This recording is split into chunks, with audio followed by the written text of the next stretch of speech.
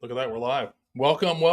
Good evening, everyone. Welcome to episode 49, Whores with Patriots, joined by another guy with a suit and a shirt and jacket. Not a suit, it's just a sport coat. I mean, I'm shocked that the two guests in a row that very fancy, very dressed up. I appreciate it making me feel underdressed, but I still refuse to wear a collared shirt. It's I don't know if my podcast, my basement, so I'm not doing it. Yeah. But no, welcome to episode 49. Joined by an interesting start. We're gonna have an interesting start to your military careers. But this is I've been waiting all day to say this. ROTC Cadet Chris Buzzelli. Yeah. If anybody's been watching or seen any of the social media, you're probably like, this dude looks really old to be an ROTC cadet. So we're gonna get into that. It's been a long cadet career. Yeah, it isn't a typo. It's. I've been waiting all day to say that. ROTC cadet. We'll get into that. But welcome. Glad we finally got you. Thanks for having me. Yeah. We want to thank your protective detail, Kim, for making sure everything was done and getting you here and all that kind of stuff. So thank you, Kim. Yeah. We know he's a hard guy. Couldn't have done without her. Yeah. Hard guy to wrangle up. So we'll get started with episode 49 here. Another Ohio kid, right? Absolutely. Yeah. Started out in Cleveland and public school up there, and then migrated down to Cincinnati. Just right before high school, and went to Moeller. And then went to Ohio University. Yeah, I think my son's going to upset for Moeller because you beat him in the state championship for baseball last year. They've turned into Moeller's turned into pretty. Yeah, I heard they're really good in baseball now. And baseball, yeah. I think football too. I mean, or maybe basketball. They're not as dominant as they used to be. Yeah. I think they're still in the top, 90%. But I mean, they're up there in the top 10%, I should say. But they're always in the playoffs or something. But I think baseball is really taking up. Basketball is really good for them, from what I hear. Right. And I still have friends that I meet with every year. We meet twice a year, and they're big at wrestling, I think, too. Wrestling really took off for a while, and they do well. It's a great place. They beat us in baseball last year, so it's all right. So you're Cleveland and Cincinnati. So what do you consider yourself? Where's your allegiance? The two places. Ohio. Good answer. And thank God you didn't go to Ohio State. No. Listen, I'm used to being neutral in all things diplomatic. That's true. Yeah, but if you had to choose, because you have a career of being diplomatic. Yeah. So if you had to choose, better city, Cleveland or Cincinnati? Well, I have really good memories of growing up in Cincinnati, so I have to say Cincinnati. Okay. Yeah. My best friends are down there. Yeah, my dogs are really appreciating your comment as well. Yeah, it's always my favorite That's thing. The dog pound revolting right now. They're upset with me. maybe there's something. I am a Browns fan, though. Okay. The dogs aren't approving that in my house or in Cleveland. So, played some sports, football. I did. I played. I started out defensive back, and then my coach said, "Hey, you need to get a little stronger." And so I took a summer and went down and trained with my uncle in Chillicothe, and came back about 40, 50 pounds heavier. And they put me on the defensive line, and I played defensive end and nose tackle, and for my last 2 years. So how did you gain 40 pounds in a year? A lot of potatoes and eggs. Yeah. He'd wake me up. He was building a cabin at the time. He was tearing down an old cabin in Chillicothe, and he was moving it to Buchanan, Ohio, which is kind of now near Waverly. And we'd wake up at he was a Marine, so he was, I think that explains everything. But he would get us up at 4 a.m. We'd go work out, come back, and we would eat breakfast. And it would be literally a bag of hash browns. You'd pinch it in the middle, cook it up. That was mine. And then 4 eggs. And then we'd go and work on his cabin, come back, and we'd work out in the afternoon. And then, it really worked out, though. He was good. He was his career. He was a pallbearer for Eisenhower. And I think that's how I kind of sort of got into, the political, thing for, right. Thinking about protection and things like that eventually in the long run. I didn't know at the time, but I saw a lot of pictures of him carrying Eisenhower, and he was in the honor guard, 8th and I, and that kind of got me on the path, I think. Besides my father, who was a veteran. Yeah, you were talking about your dad as a Vietnam veteran. Yeah, right? Yeah, he was OU grad, and he was an ROTC there, and that's how I found out about the options, that were presented, for his future there. And I was like, well, that sounds pretty good. And he was a helicopter pilot. He was there in 66 to 67. Got out in 68. And it was a good career for him. It was good. He told me gave me a lot of good tips. I didn't join ROTC until my junior year. I was a 2-year scholarship, and that came to bite me later. But I don't mean to laugh. It's like But, yeah. it's the craziest thing. It's like, so we're alluded to is like Chris is gonna have the quickest military discussion we've had ever in on Ports of Patriots. He's older than me. I like always having people that are older than me, not much older than me, but Chris is one of the guys that got caught up in the late '80s, early '90s RIF, reduction in forces. So if no one's, I made a joke about him as with your career, as you went on to. I was hesitant to with say, his hey, son, look, and what did your dad do? Give a joke to the respect to the veterans. I was like, hey, look, as a cadet, I'm going to be, who's this guy? But I will say this: the things I learned at the cadet command, at OU, really served me well in my career moving forward, because I didn't get away from Uncle Sam for too long. I knew that's where I wanted to go. I wanted to go into federal law enforcement. My plan was, I knew about sophomore year. I said, hey, look, I was studying to be a teacher, education, and I was like, well, this is good. I'll have a job when I get out, and then I can figure out what I want to do.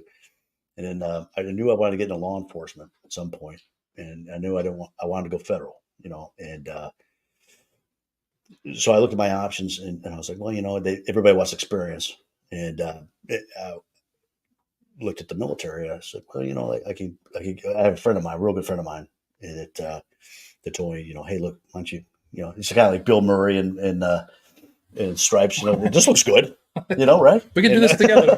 This is great, but you work out in the morning and you run and you meet some friends. I was like, this is great. This is what I want to do. But I also wanted it to open up a field for me, be an MP and go to McClellan and get out with experience, and then I'd go right into service, either FBI or ATF or Secret Service or something like that. And what they say about perfectly laid plans. Yeah, so a little bit. The great thing about you too is we can make fun of a lot of people. You can make fun of a lot of people because you were only in the ROTC for a couple of years, right? Right. And you went to airborne school though. So you I did. Think of all those people that stayed in the military, all those people, those dirty nasty legs out there that didn't go to airborne school, like Joe over there. I thought everybody had to go to airborne school. That's what I thought too, but apparently not. Only the real guys. That's what they told me at airborne school. They said everybody comes through here. No, but no, talk about that. So I think you're a young guy. Like you've got your plans. Like you join ROTC. You obviously you've got a plan to become a military police officer.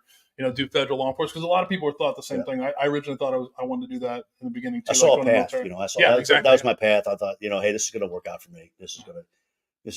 And so oddly enough, when I was at airborne school, I had a sergeant. I always remember the guys that scared the hell out of you. His Sergeant Epidode from Louisiana.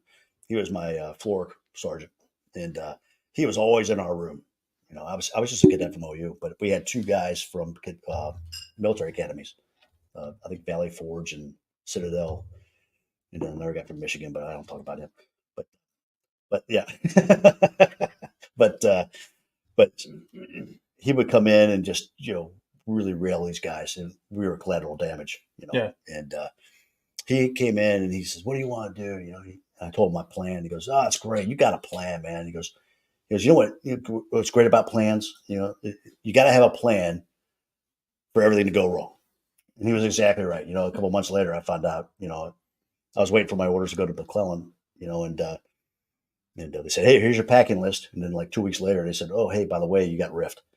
And I ran it by my dad, who was still in the JAG Corps. He's an attorney, retired now, but I ran it by him, and he goes, "No, let me see what you got there. That can't be right. You owe them money, I said, "Well, yeah, here you go, And he said, "Well, shit, we prayed for this in my day. This is a hall pass. Your guy."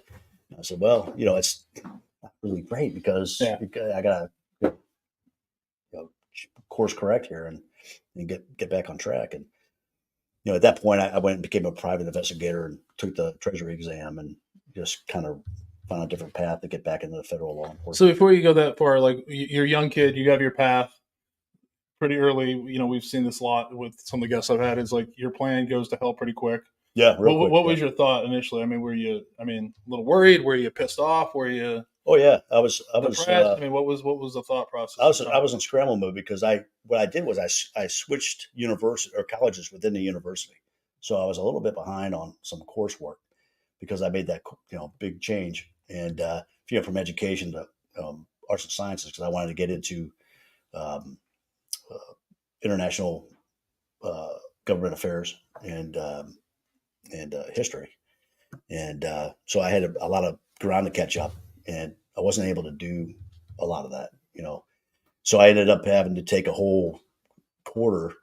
At the time, they had trimesters at OU, and I had to take a whole trimester overseas in France for my language requirement. I had to do a fully immersive, semester over there, which was good. But I had to get permission from the ROTC command to go over there and do some historical, research. Since I was going to be gone, I had to get out of all the PTs, which was awesome. But yeah, it's not a bad thing. but they still demanded some coursework, and I had to get that done. And so I was doing a lot of that to catch up, and so it was a lot of scrambling in the last 2 years to get back on track. But I knew that's what I wanted to do, and it still worked out pretty well. Yeah, so you had to back to Pittsburgh. You head to Pittsburgh in 91. I became a private investigator out there, and I was doing some work for a company out there called C-Corps, and they did a lot of workers' comp and things like that. It was really good because it opened me up into report writing, observation, surveillance skills, things like that. And then I was studying for the Treasury exam called the TEA at the time, and took it. And so I had my score in hand. That was the big thing. That was a big thing for me, because when you go to the field offices of where you want to go, say Secret Service, FBI, ATF, you have to have that score. Otherwise, they say, "Hey, look, kid, you go take your test. We'll put you in the pipe. We'll talk to you later." Well, that's the government. That's a kiss of death, And so I had the score. I said, "Well, I got my score." I'm like, "Oh, well, come on in the office." And so I gave them the score, and they said, "Okay, we'll talk to you." And they did. At the time, I was interviewing with ATF and Secret Service, and FBI was not hired. They were on a hiring freeze at the time. Yeah. And I said, well, and the more I researched, I was going for the FBI at the time. I was like, well, I want to go there. They're the premier, law enforcement thing. I thought at the time, and you saw all the shows and everything. And I started researching a lot of the ATF and Secret Service, and the Treasury Department at the time. And they were both they were sister agencies in the Treasury Department. And I said, well, wait, what's this all about? And I was really drawn to the Secret Service because they had a dual mission. They had the investigations, but they also had what everybody knows, the protection side. I thought that was. Really I didn't know that. Yeah, I'm joking. Yeah. Well, I think it's exactly. Well, a lot of people don't. Yeah, that's exactly people. I think it's either people know them from one. I think everybody has to know that the Secret Service protects the president, and everybody knows that, but they don't know that we investigate things too. Yeah. It's and that's changed a lot since I was on. That changed. It was a lot of T-check cases. When I first started, there was a lot of T-check cases. It was kind of going away for credit card fraud, and it was going for, at the time, credit card fraud, identity theft. It was emerging crime, and then counterfeiting. Counterfeiting was always, since we were created, that's what we were created for. Right. Counterfeiting, and so I was like, well, that's kind of interesting. I like the variety. It's a lot of different things. A lot of different things on your plate to deal with every day, and so I really started pushing for that. And opportunity just presented itself. And I took the TEA in Cincinnati. I studied for it a little bit in Cleveland, mostly in Pittsburgh. If I would have gone to Houston, I would have had the whole AFC North at the time. I would have had them all.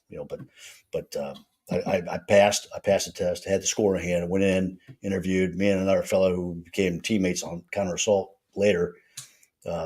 He was from Pittsburgh. He wanted Pittsburgh. He ended up going to Philly, which is, if you're from Pittsburgh, you'd rather go to Alaska than go to Philly. There's no, there's no love there. Yeah, no, not at all. And so I ended up going to Pittsburgh, and we always had some good jokes about that, later on. But yeah, it worked out good.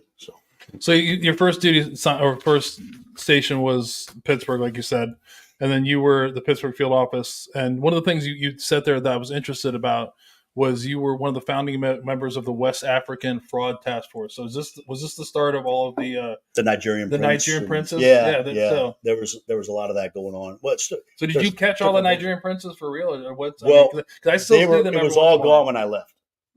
I don't know what's happening. No, no, look. That's funny because I just got an email yesterday from them. Yeah. They must be back. Well, I get some. It's like, hey, remember me? But no, it's there was a lot of different variations of that. You get the sweetheart deal. There's all kinds of different variations. I don't have to go away. But that was, that was actually a task force. So you guys were like really looking into this. This is like, people. That's a big joke, right? Like, everybody makes a joke about the until it happens to you or whatever. But right, yeah, and they really preyed on the weakest of our society. The older folks, the people that are really looking for companionship and things like that. Really striking at the weakest in our society, and so it really kind of was a good thing that we took a point on that and went after those guys. It was really good to get those guys behind bars. It was good. Now, are you allowed to say, were they in the States or were they actually from Nigeria? Some were, but mostly they're overseas. But we established some, area. I don't know if I could. We have an influence over there, and a presence, and we were able to make some things happen. So. So if you're still getting those emails, you can look up Chris. You can complain to him. Yes. Someone. Yes. Yeah. No, but it is interesting to see that. It's one of those things. Like, you see those like the credit card fraud. If you know about like the Secret Service and the history, that's stuff they've been doing. But like, that's really interesting that like it was that serious. It's a joke that I think it's maybe a joke now, but everybody knows about the Nigerian. It's still happening, right?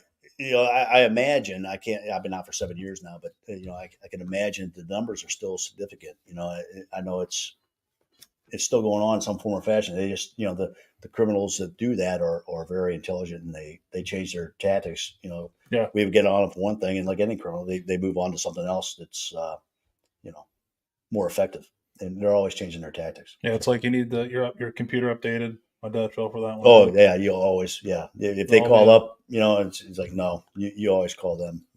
And establish the contact. I wish my dad was here because we could talk about it. Hey, listen, it happens. I've been hacked. It happens. Yeah. Sometimes there's only so much you can do. If they want it bad enough, they're going to get it. So you have to protect what's most important to you and keep it, isolated or smokestacked, a certain way so you can protect yourself. But listen, if they want it, the bad guys will get it. Yeah. So you're in the Pittsburgh field office for a little bit of time. I think it's from 92 to 99. Okay. So a little bit of time. Yep. You're doing like the behind the scenes, like so what most people don't know about what the Secret Service does. Yeah, the way the Secret Service works, and I'm pretty sure it's still like that now. I don't think it's changed too much. I think getting to some assignments might have changed, but I think it's relatively still the same. But basically, what you're looking at in the service, you're looking at a 25-year career, and you're looking at 2 to 3 moves, depending on where you're at after your first 2 moves. First one, you start out and you're primarily an investigator supporting protection. So you go through the academy, you're ready for both, but you come out, you're an investigator, white collar crimes, treasuries, we still, to this day, we're part of DHS, but we investigate treasury crimes. And you got a caseload, you're working, either you're assigned to a task force or, doing, electronic crimes sometimes if you're, cyber savvy. And then they do occasional, now it's more because the mission creep, for protection really grew after 9/11, but you're doing protection assignments. DC will call you and say, hey, look, Pittsburgh, we need 2 guys. It's probably 8 now, come on down. We need them for 2 or 3 weeks, and we're going to send them overseas or for, a detail somewhere. And then after your first phase, you go to your second phase, which is your protection phase. You don't have any more cases. You go full time to DC, and you're one of the protective details. First lady, PPD, the president, the A team, and then you go to VP, second lady, or some of the kids, or a former detail, or treasury detail. We still cover the treasury secretary. So one of those details is out there, and it's pretty competitive, and if you do well and you rate well, in your field office, you have a good chance of going to PPD or wherever. But I was fortunate. I had a good guy pushing me, and I did some solid work, and I got on Bill Clinton's detail his last year and a half, and then I rolled into GW's. So the president, you have the details for the president. Is that like what everybody wants, or do some people not? That's want why I it? joined. Yeah, that's Okay. yeah. I Is that normally like what most of the agents are wanting, or is it? I mean, if you all get the like ones, if you get all like the the ones vice I president, worked are you with. upset or? Yeah, all the ones I worked with. You don't join in to get on something else. I wasn't going to carry a hat box. But yeah, I wanted detail, and it's very fortunate, very competitive. Great guys.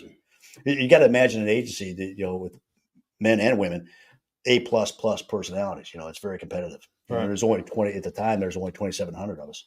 And I think it's kind of still around that number. I had a number today like 7,000. Well, that's the whole Secret Service. I'm talking agents. Okay, You've got uniform division. Gotcha. Yeah. You've got agents, and then you've got support staff and things like that. But uniform division is the easy way. And I'm going to probably do a disservice here, but uniform services, they protect the property, the buildings, and they perform. We protect the bodies, Right. and so we work together with them, and it's a very effective team, and we couldn't do our job without them, and vice versa, and a lot of guys, join as the opportunity arises, they become a uniformed officer, and then they become an agent, and sometimes it goes the other way, it's a different mission, but it's the same goal at the end, same objective, and it works out pretty well. So your dreams come true. You get to go on the PPD, right? Yeah. And then you get assigned at the time, Clinton. That just shows how old you are. I love you saying that. Yeah. I always like to highlight them when people are older than me. My first. It's only like 5 years, but it's okay. Yeah. It was a good.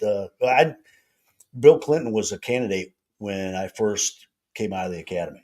My first assignment was I had to do a motorcade for him, and back in the day, we would be commissioned by we received a commission in the government. We would be sworn in by a judge in your district, and so I was sworn in by Judge Diamond, who was a really good, solid judge, and he commissioned me and gave me my badge, and I went over, and I got a brand new S&W Model 19, Chief, 357 Magnum revolver. I was like, man, this is awesome. And then I had that for like a year, and they took it back. I was like, wait, what? And they gave me a SIG, which was even better. And they said, hey, this is what we're doing. And guess what? You're going to be going over and working on a, task force for credit card fraud. And that was at the time I wasn't really excited about that because I wanted to do counterfeit. And I was like, okay, I went over there. It's the best thing that ever happened to me because I worked with some great state and local law enforcement personnel. Right. I really learned how to be a good investigator, on top of what I learned in the academy. But street smarts are the best thing. That's the best currency you can have in investigation. And I learned a lot from those guys, and I'm still best friends with a lot of them. And I really learned a lot from those guys. They knew the area real well. They knew the towns and stuff like that. And just interacting with people, asking the right question at the right time, how to gauge a suspect, or a witness, what questions to ask at the right time. I really gained that in the field from those guys. And that comes into play, oddly enough, when we do some of our intelligence investigations for threat cases. People write a letter or they make a threat, that investigative style really helps, that investigation as well, because the right questions to ask. You can read that person real well. And you don't allow that stuff in our academy, how to deal with people that are dealing with some issues maybe that they have, either physical or mental or whatever. But you learn to identify those real quick. Having that background from the task force really helped me out there. And I was very fortunate to have that. And, it really did some good work there. And it helped my boss, got me where I wanted to go. He knew where I wanted to go, and he helped me and got me there. So on the PPD for the president, how many are you allowed to talk about? How many agents there are? There's a couple. Yeah, more than two. There's more than two, and less than 20. Sometimes. I'm trying here. I'm trying, Josh. I'm trying. Okay. No. There's more than two, more than one. We'll say more than. Oh yeah. Quite a few. Always more than one. Yeah. Yeah. If you're on the camera, you're doing it wrong. Yeah. Yeah. Well, there's we got some good pictures. Someone got some good Yeah, pictures. well, I was having a bad day probably. Yeah. You know. The one with Hillary's basket almost looks fake. It's like it's somebody like put you in there behind the thing, and it reminds you of like she's doing like the Tony Stark, remember from Iron Man, where she's just like everything's blowing up behind you, but you're behind there, so she didn't get you. They caught you in a couple of them. There's some good pictures they caught you. Yeah, well, if you, I try not to let that happen, but there's some that write books and they go on TV shows and stuff like that, and there's a fine line there, but things like this, getting the awareness out. Your show really appealed to me because it deals with a very serious problem, and that's why I wanted to do it, but sometimes if you get the guys that are media happy, that's probably the guys that didn't last long on the detail. Well, that's one of the interesting things because you always talk about you don't the Secret Service has that like very like secret part of it, but you don't hear a lot of people talk about it. But you also, like you said before, it's kind of like if you remember like how the Navy SEALs or some organizations used to be, where not a lot of people talked about what was going on because obviously that organization, this law enforcement agency sees a lot of things. I mean, there's a lot of things you could talk about that. Number one is it becomes like rumors or could be used to be. You don't know where that information's going. Incite things, make it. I'm sure there's some funny things, but it is you're around people in a very personal way. So there's some things you see that I would think that keeping it quiet is a huge. Well, look, huge part of it. You know what I mean? Yeah. Not only the part of the techniques used to protect the person, but also the things that you witness as a lot of stuff you don't want to put it out there because obviously it's going to compromise your mission. But also, and not enable you to do the best you can for your protectee, Right. And so the other thing is too, a lot of people they just won't get it, they don't understand it. So it's not worth putting that out there. You want to put that information out there. Yeah. They won't understand. They'll try to quantify it with some baloney, and it's like, I don't want to deal with that. But then there's also, you put your teammates and, when I was on counter assault, we didn't put any of that stuff, how we trained and what we did and what we do, because if that got out, it would compromise our mission. It would probably put our, my fellow teammates in mortal danger, and we didn't want to put that out there. So we kept that. That was very sacred to us. We didn't want that getting out because it could kill us, or our protectee, and it kind of defeats the purpose. There's a secret part of our title, and it's supposed to mean something, So there's a reason for it. It's like because spooky, glasses, but there's a reason because you don't want people to know, so they can't, defeat you. So how many agents are on the PPD again? At least two. There's two. When I left, there was two. Okay. So we're going to try to get some stuff out, only because Josh said that I need to keep pushing it. But if the suit was really pressed well and nice, he probably wasn't an agent. Ours, suffer and travel. Right, there's a lot of things. True, and doing everything the presidents are doing. But so let's talk about some stuff that I think are interesting before you get into jumping into what you did next. But the presidential names, like from an inside guy, how do they come about? Who gets to name them? Because I don't know if people know, but most of every president and protectee has a code name. They're not on there like removing Bush. They have a name for them. So yeah, I think they're. What's your story about it? Of how they get the names? Did the president pick them? Does somebody else pick it for him? Or what did you see? I always just saw, hey, this is what his name's going to be, and okay. It came to us, and I was like, oh, that's kind of cool, But it's always chosen. Basically, it kind of rolls into some personal side of it, like Joe Biden's at the time when he's VP. It might still be the same. I don't know. I wasn't part of his. I was gone before he became POTUS, but at the time it was Celtic. But he's Irish, and so. Okay. But sometimes it's got something to do with completely opposite ways. Trump was Mogul. Clinton was Eagle. And this is all. Oh my God, no! We know information. Yeah. No, I'm kidding. What about Bush? Which one? Junior. Junior. What was it?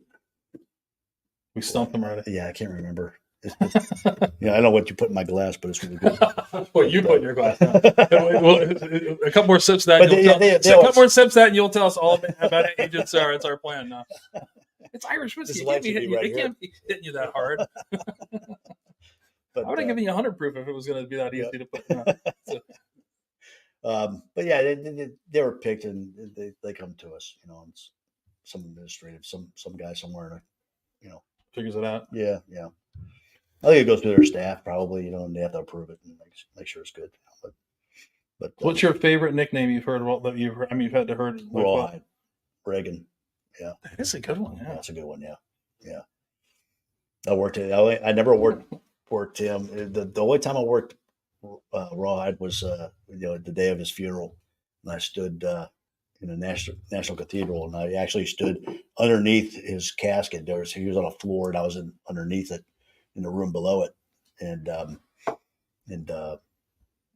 so I just wanted to touch that base. I volunteered for that thing for forever. I wanted to get some part of the Reagan detail. Why is that? He was. So I was in high school when they tried to get him in DC, and that was a point where I was like, boy, I really, you know, on top of my experiences with my uncle with Eisenhower and everything, he was a pallbearer for him, you know, like I told you, you know, that kind of like, oh, this is interesting. And that really, at that point in my life, I was like, I want to go into law enforcement. That's kind of cool, you know. Let me find out about that. Years later, I came back to it, and I was like, oh yeah, I remember that. You know, and I really started diving into it, and that's when I found out about the dual mission and right. You know, the history of it, and so that was just Reagan he was awesome, you know. So I wanted to be a part of that somehow. Well, I did skip a quote, and Josh gave me the eye earlier, but it's even fitting. Maybe I skipped on purpose, right? But it is from Rawhide, President nice. Ronald Reagan. It said, "Were it not for the brave efforts of the Secret Service agents, I might not be speaking to you here today. Federal agents know without a doubt that someday, perhaps today, they may face danger and perhaps even tragedy." So that was after, obviously, his attempted assassination. So maybe that's why I skipped it. I knew you'd get to that point. Yeah, I actually have a good story about that. You know, that detail too. When I did get hired, and my my boss in Pittsburgh, his name was Joe Trainer. He was on a detail at the time, and he actually flipped a coin with McCarthy, who he was the one that, you know, spread himself out and caught the round that would have hit Rawhide, and he had to do a lot of paperwork, you know, in that day, and he's like, hey, why don't you, you know, let me flip for it, you know. And so he won, and he stayed back, and he was working communications, and this guy, when I tell you more about him, you're going to see he's like Mr. Four-Leaf Clover.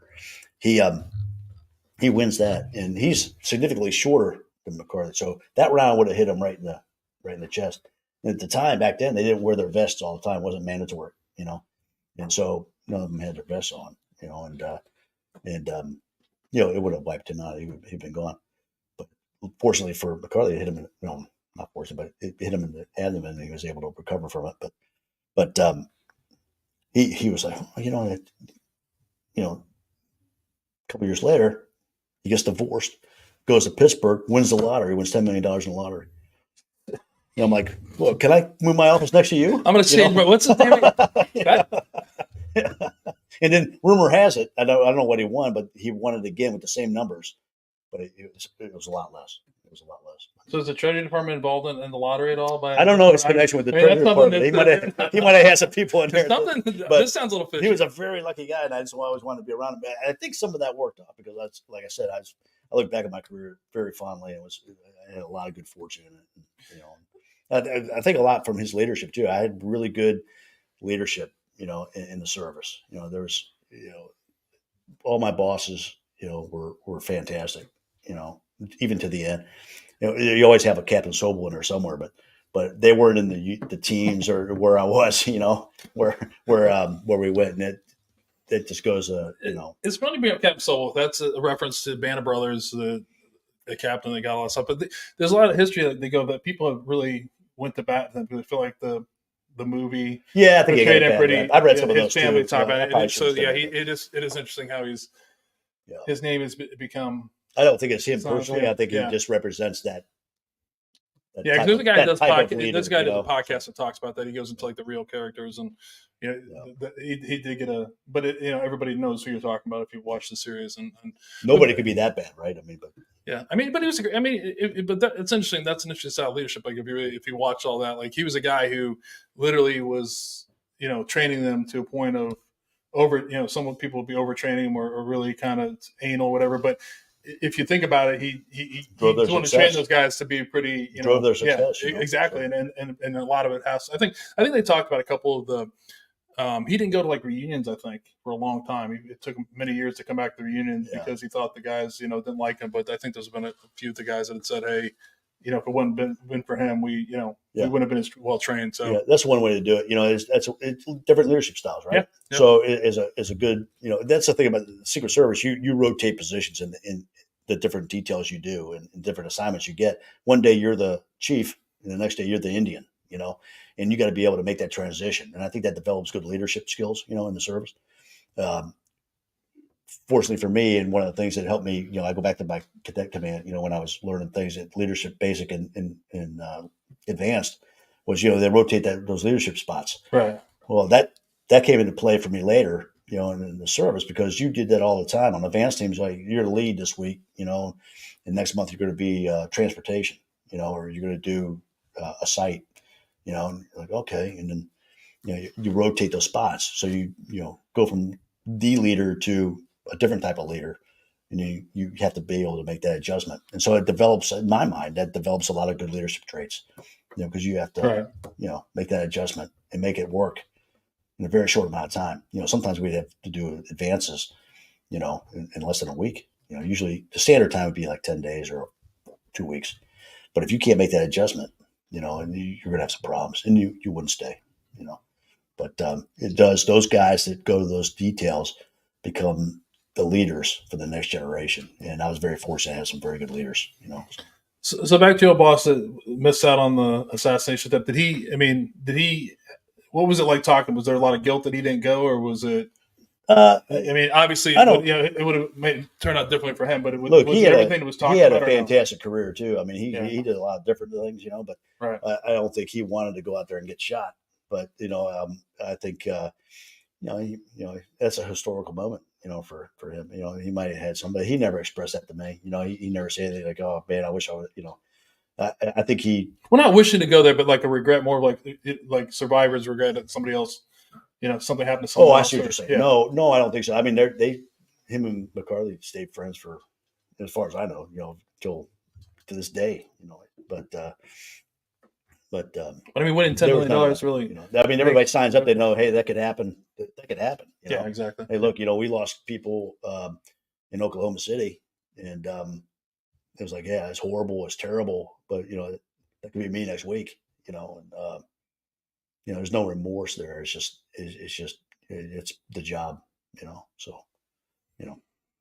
So you're ready to have we have to get you another glass because you're drinking really slow over there. We thought you'd have that down by now. It is actually Irish whiskey, everybody. You can't tell it's not water, but can you have another Glen Brown? I forgot the other. So we're going back to an old thing. Everybody loves Weller. So we had to let you feature Weller. Chris loves Weller, so we're gonna feature. You've had Weller Special Reserve, right? Have you had one? Special Reserve. Have you had one? I've never had the red label. Oh man, and not the 12-year. So I think you should have the 12-year, but you can't have ice with it though. Okay, that's fine. We got to get you. Here's a clean glass. All right, so we'll talk. We're not prepared to talk about Weller 12, but it's the better. The better version of what you brought. It's all right. But we talked about what, and I'm only joking. I didn't even know they made that. I know it's so there's usually by the time my point in the line gets to the front of the, the purchase point. Yeah, we're in a state where you actually can you're supposed to be able to get it on the shelves, but it has got harder and harder. But we've talked about Weller before. It's distilled in Buffalo Trace, which is in Frankfort, Kentucky. And if you don't know about Buffalo Trace, and you're into whiskey, there might be a problem, but everybody knows about Buffalo Trace. But it's gone by a lot of different names, the George T. Stagg Distillery, OFC Distillery. It actually, Buffalo Trace claims to be the oldest continuously. I think they're changing up the proof and everything. Look at Josh go. He's making a move here. They claim to be the longest continuing operating distillery because they did have the permission to distill for medicinal purposes during Prohibition. Buffalo Trace gets its name from where it's located, which is right on the banks of the Kentucky River in Franklin County, which used to be an old ancient Buffalo crossing. Weller is the original wheated bourbon. It was created by the Stitzel Weller Distilling Company. It's named after William LaRue Weller, who is the distiller that is credited with using wheat as a secondary grain for the first time in straight bourbon, as opposed to rye. It was generally back then was just going to be corn and rye, but he went to wheat. So we have the Weller Special Reserve, which is the entry level. There's a couple. There's one that we have up here also, the 107, which you haven't had, and then the Weller 12 here. And there's also they have a BTAC collection, which is the William Lou Weller, and then they also have a CYPB Craft Your Perfect Bourbon, and also a Weller Full Proof. But go ahead and try the Weller 12 if you haven't had it. Yeah. So that's the same mash bill, it's just aged a little bit longer. Very good, very, very different, I think, than what you're going to have there. So yeah. Can I get you one? Heck yeah. Only a little bit because I'm not supposed to be drinking. Joe's watching me like a hawk. But I am only sipping, everybody. I dry January was stupid, but I'm at least going to have sips during the podcast. That was the longest 4 days of my life. That's too much, yeah. We'll split it. He's like trying to literally. Here, I'll give you a little bit here. I'll try. Here, we'll split it. There you go. There you go. You can pass those there, guys, if they want to try. But yeah, glad you get to try something different. Yep. So, I'm interested to see what you think. So you drink a lot of Weller Special Reserve, then, right? I love Wellers. I mean, it's Okay. Buffalo Trace is great. Blanton's. I got into Wellers, and I was like, oh, this is right to the top of the shelf. I mean, it's just perfect. Loved it. I usually put it over a block, and do it that way, but it's fantastic. So I figure if we get it straight, we might get some different answers from you. But it's the same proof you had before. All the Wellers the same thing. This is 90 proof. This is 12 years old. And again, it's a mash bill that's undisclosed, but it is the Buffalo Trace's wheated mash bill. That's fantastic. Yeah, I got a new favorite. Sorry, it's gonna be a lot harder to get than what you were what you're looking for. But yeah, I mean, in some state, that's a crazy one too because it's still just a few dollars more than the special reserve. But yeah, I'm glad you enjoyed it. Cheers. Yeah.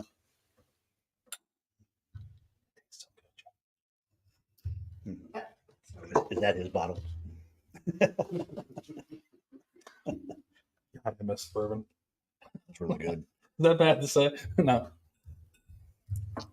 I haven't had that in a while either. It's really good. Yeah, that is good.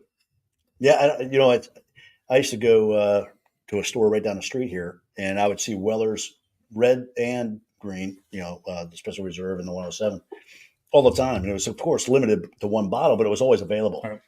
And then, as soon as it became my favorite, now I can't find it. So that's how my luck goes. It's not like my boss's luck. Mine's different. I mean, you should have been like rubbing more stuff on it. That's unbelievable. I mean, I wouldn't care either. After I won $10 million, I'd be like, that's unbelievable. He was really good about it. He was real humble. He told me a lot of good things, but he earned it. I mean, he deserved. He's a good guy. If it wasn't for him, I wouldn't have, one, been hired, but two, I wouldn't have learned a lot of things. I wouldn't have been able to get on the task force. He gave me a lot of opportunity to grow, which is suited him for make mistakes and learn things. But he was a great boss. So before we talk more about the Secret Service and your career, we're going to get into it. We'll start diving into it now in a second. So we're going to back up a little bit.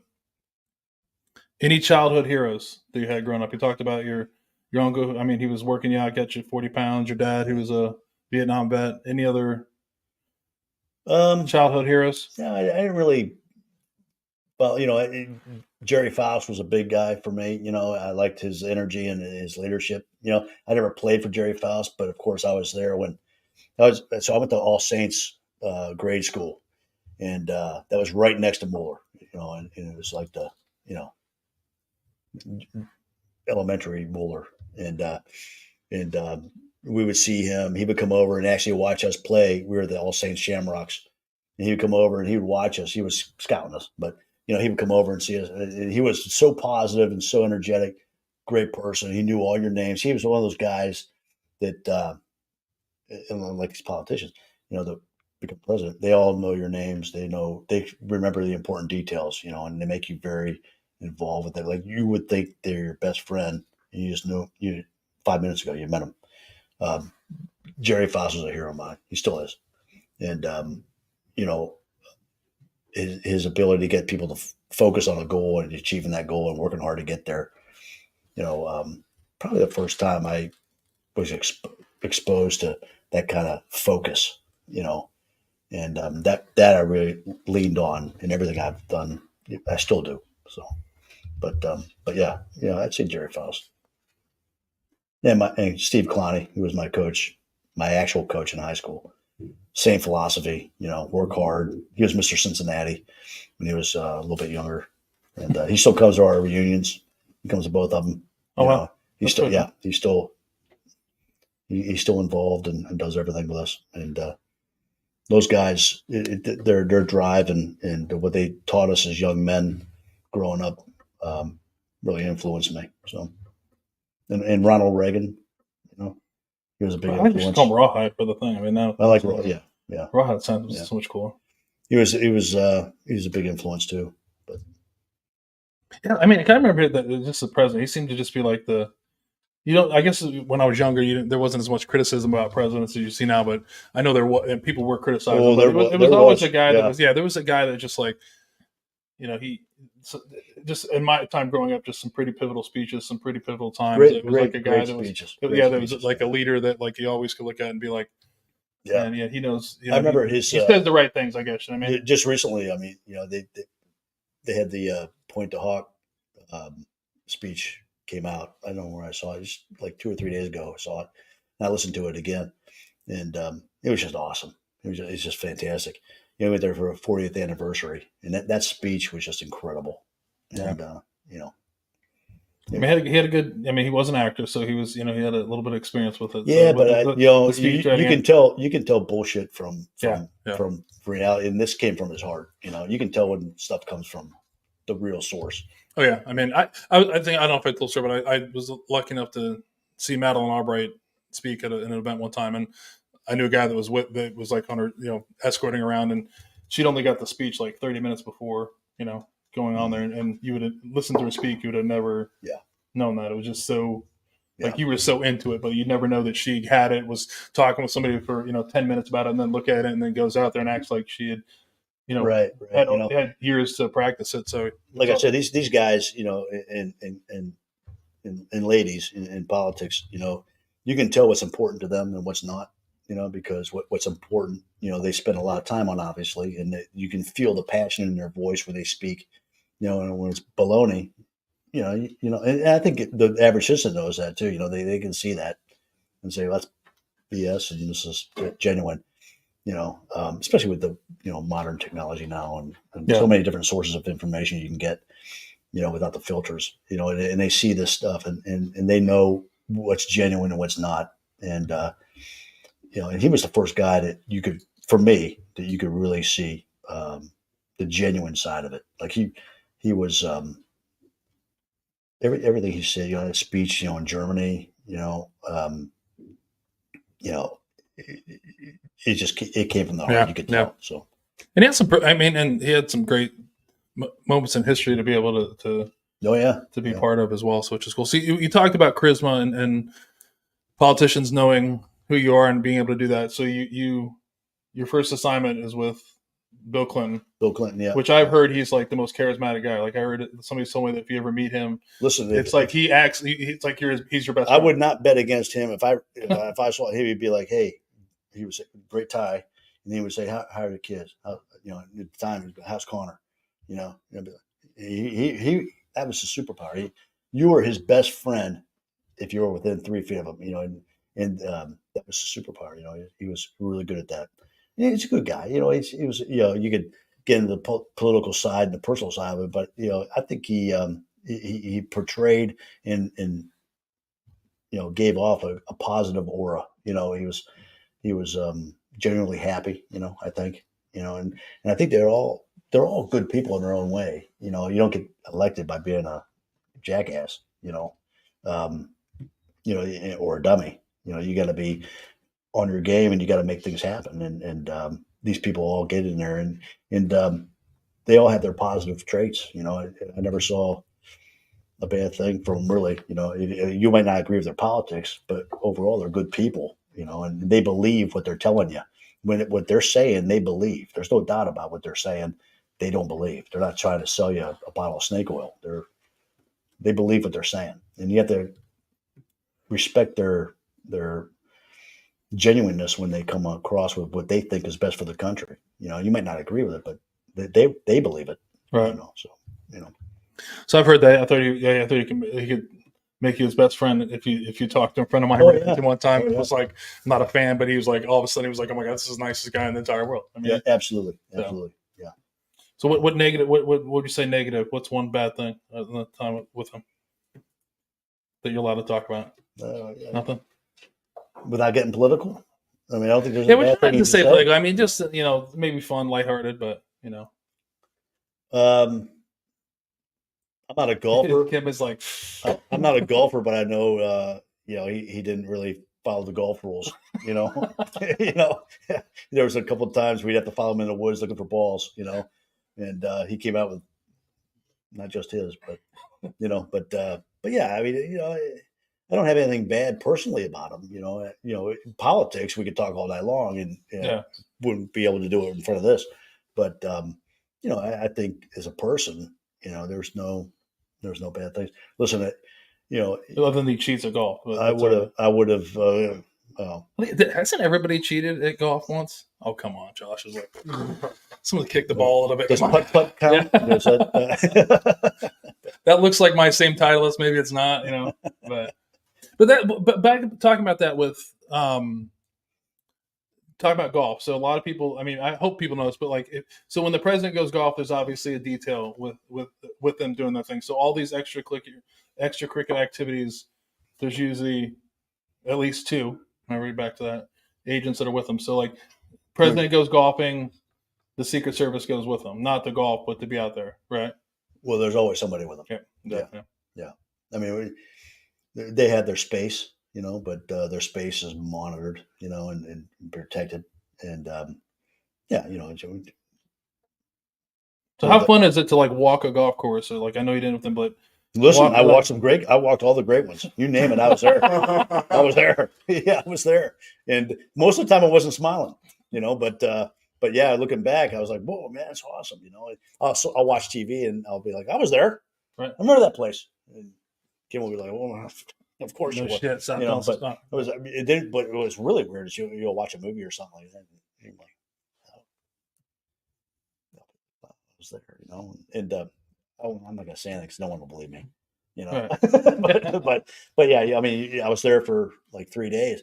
I remember one time I was working Hillary Clinton's assignment. I was on a Hillary Clinton assignment down in Sicily, and we were in Palermo, and I'm working. I had a site. I was a site agent, and I'm working this theater. It was a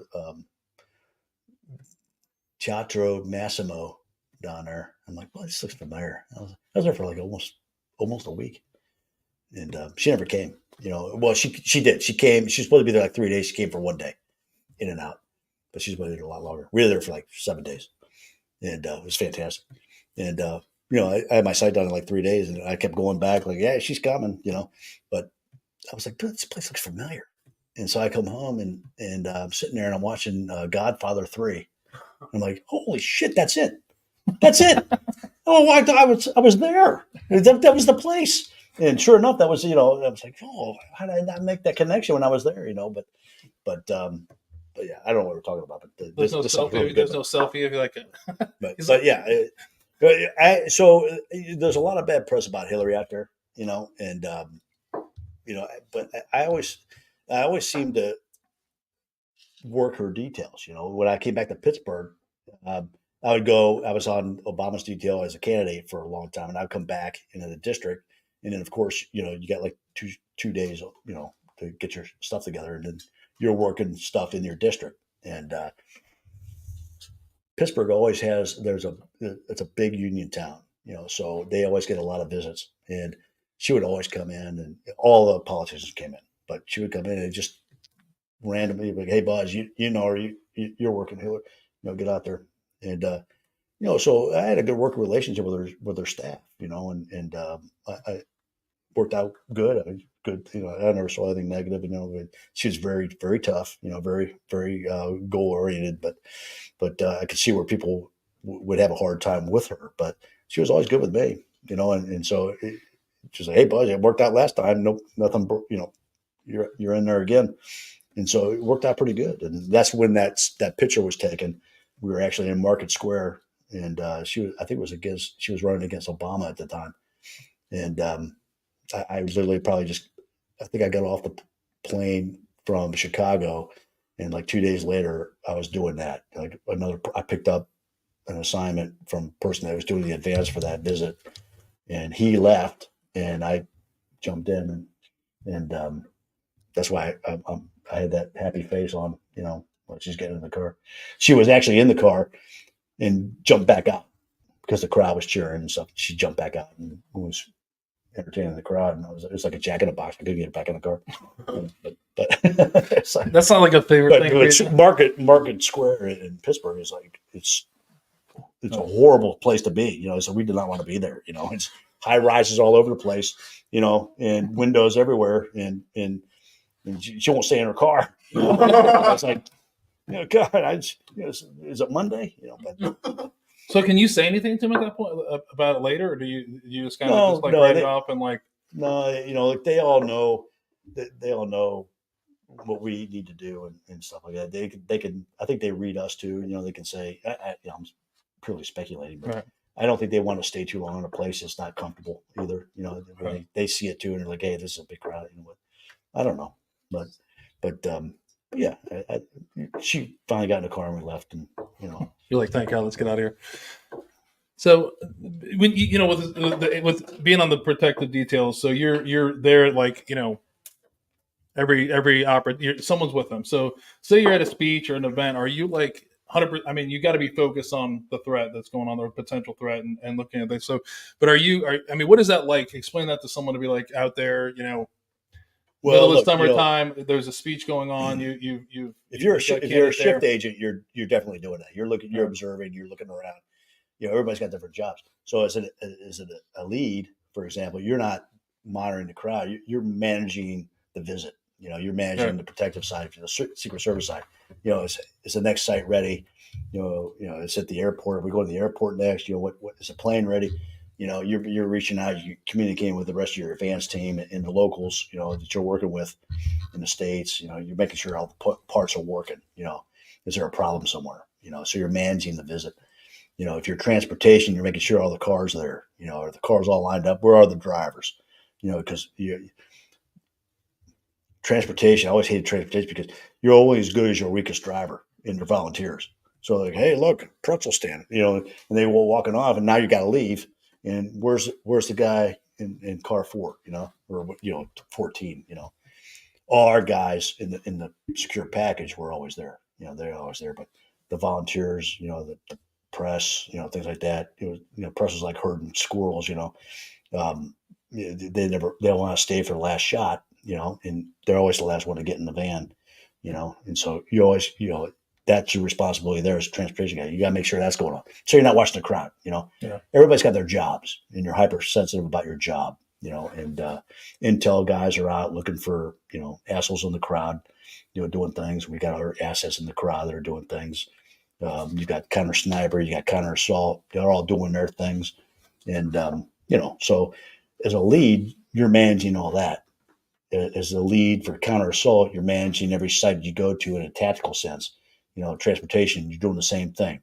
Multiple routes, primary, backup, contingency, whatever.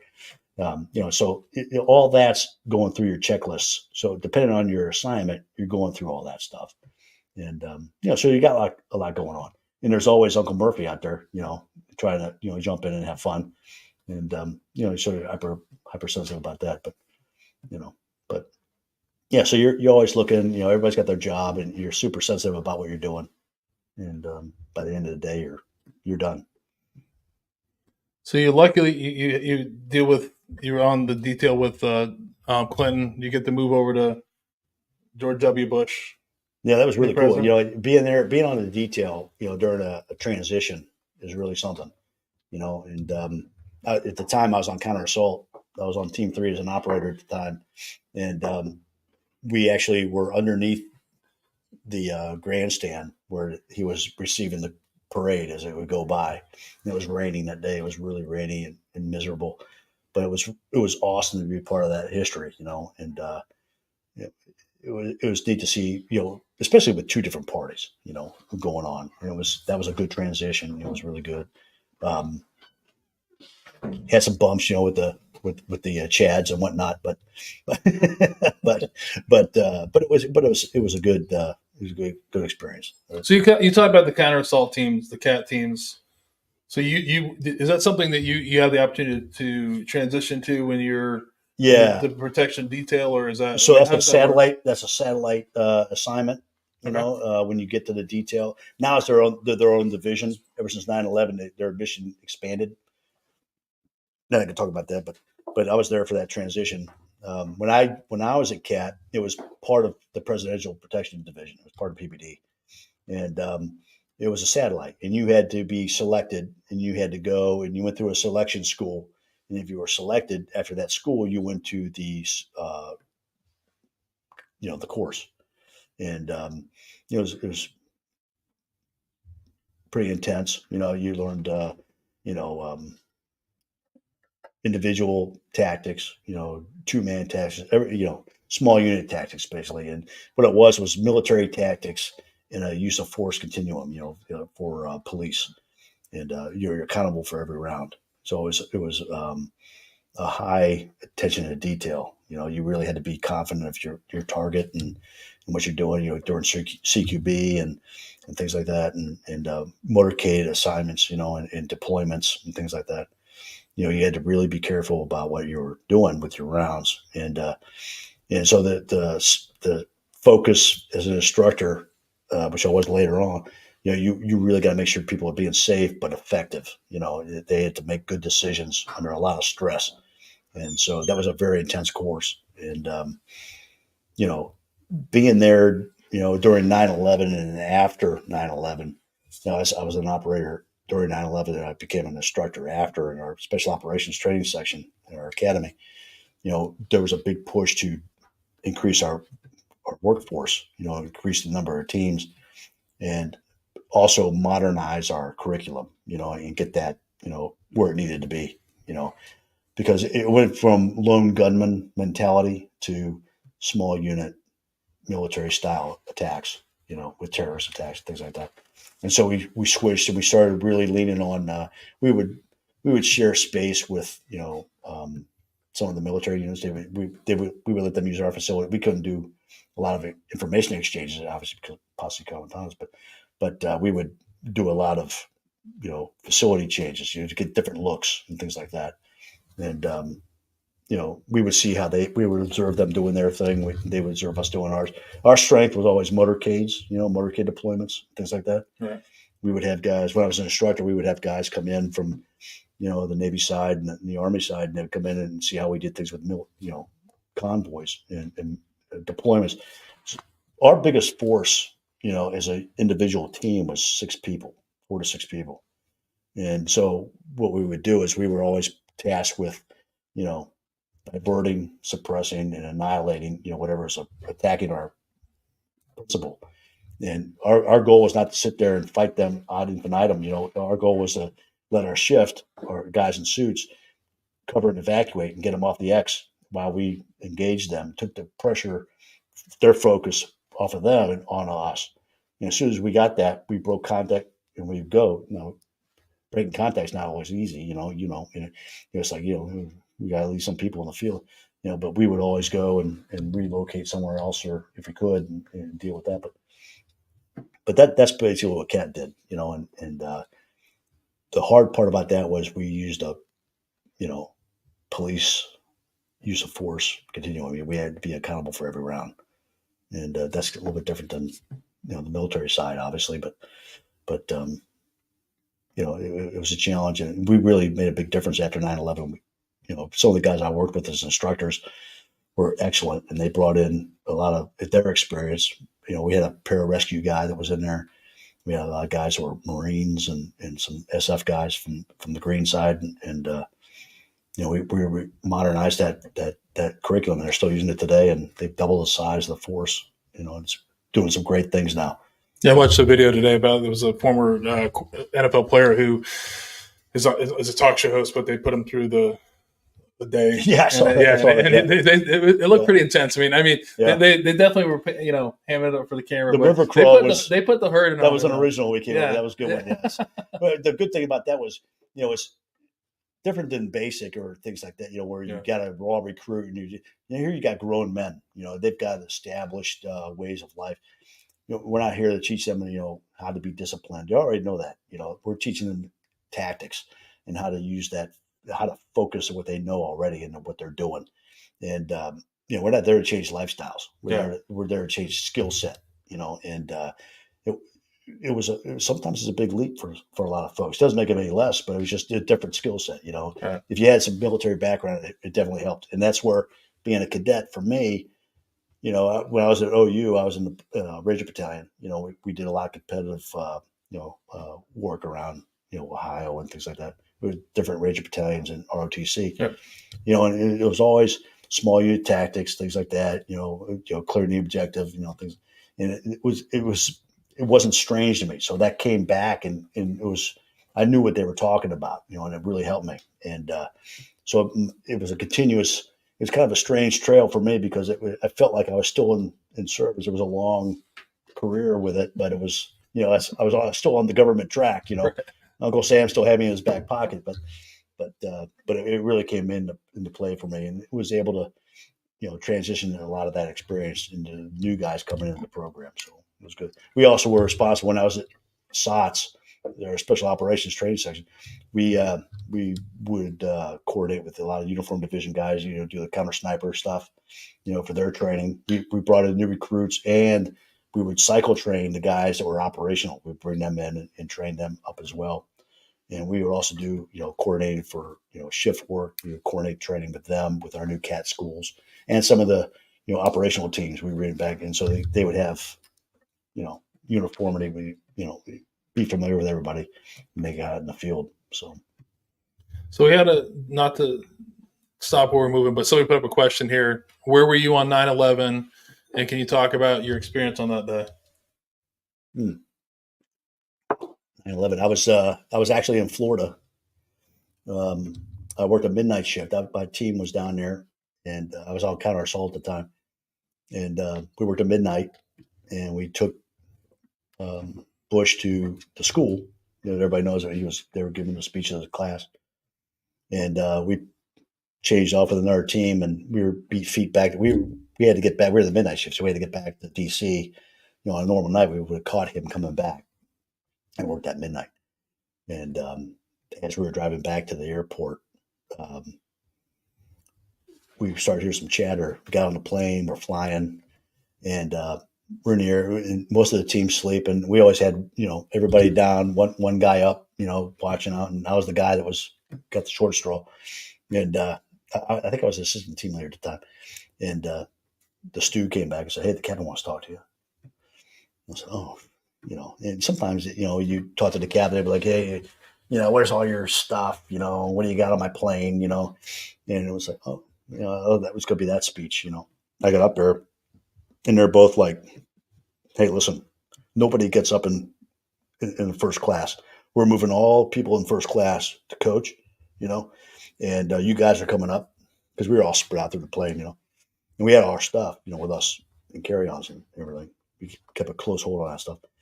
And he said, "Nobody comes in first class, and you protect the door. No one's getting in the door." I said, "What's going on?" And they told me what was going on.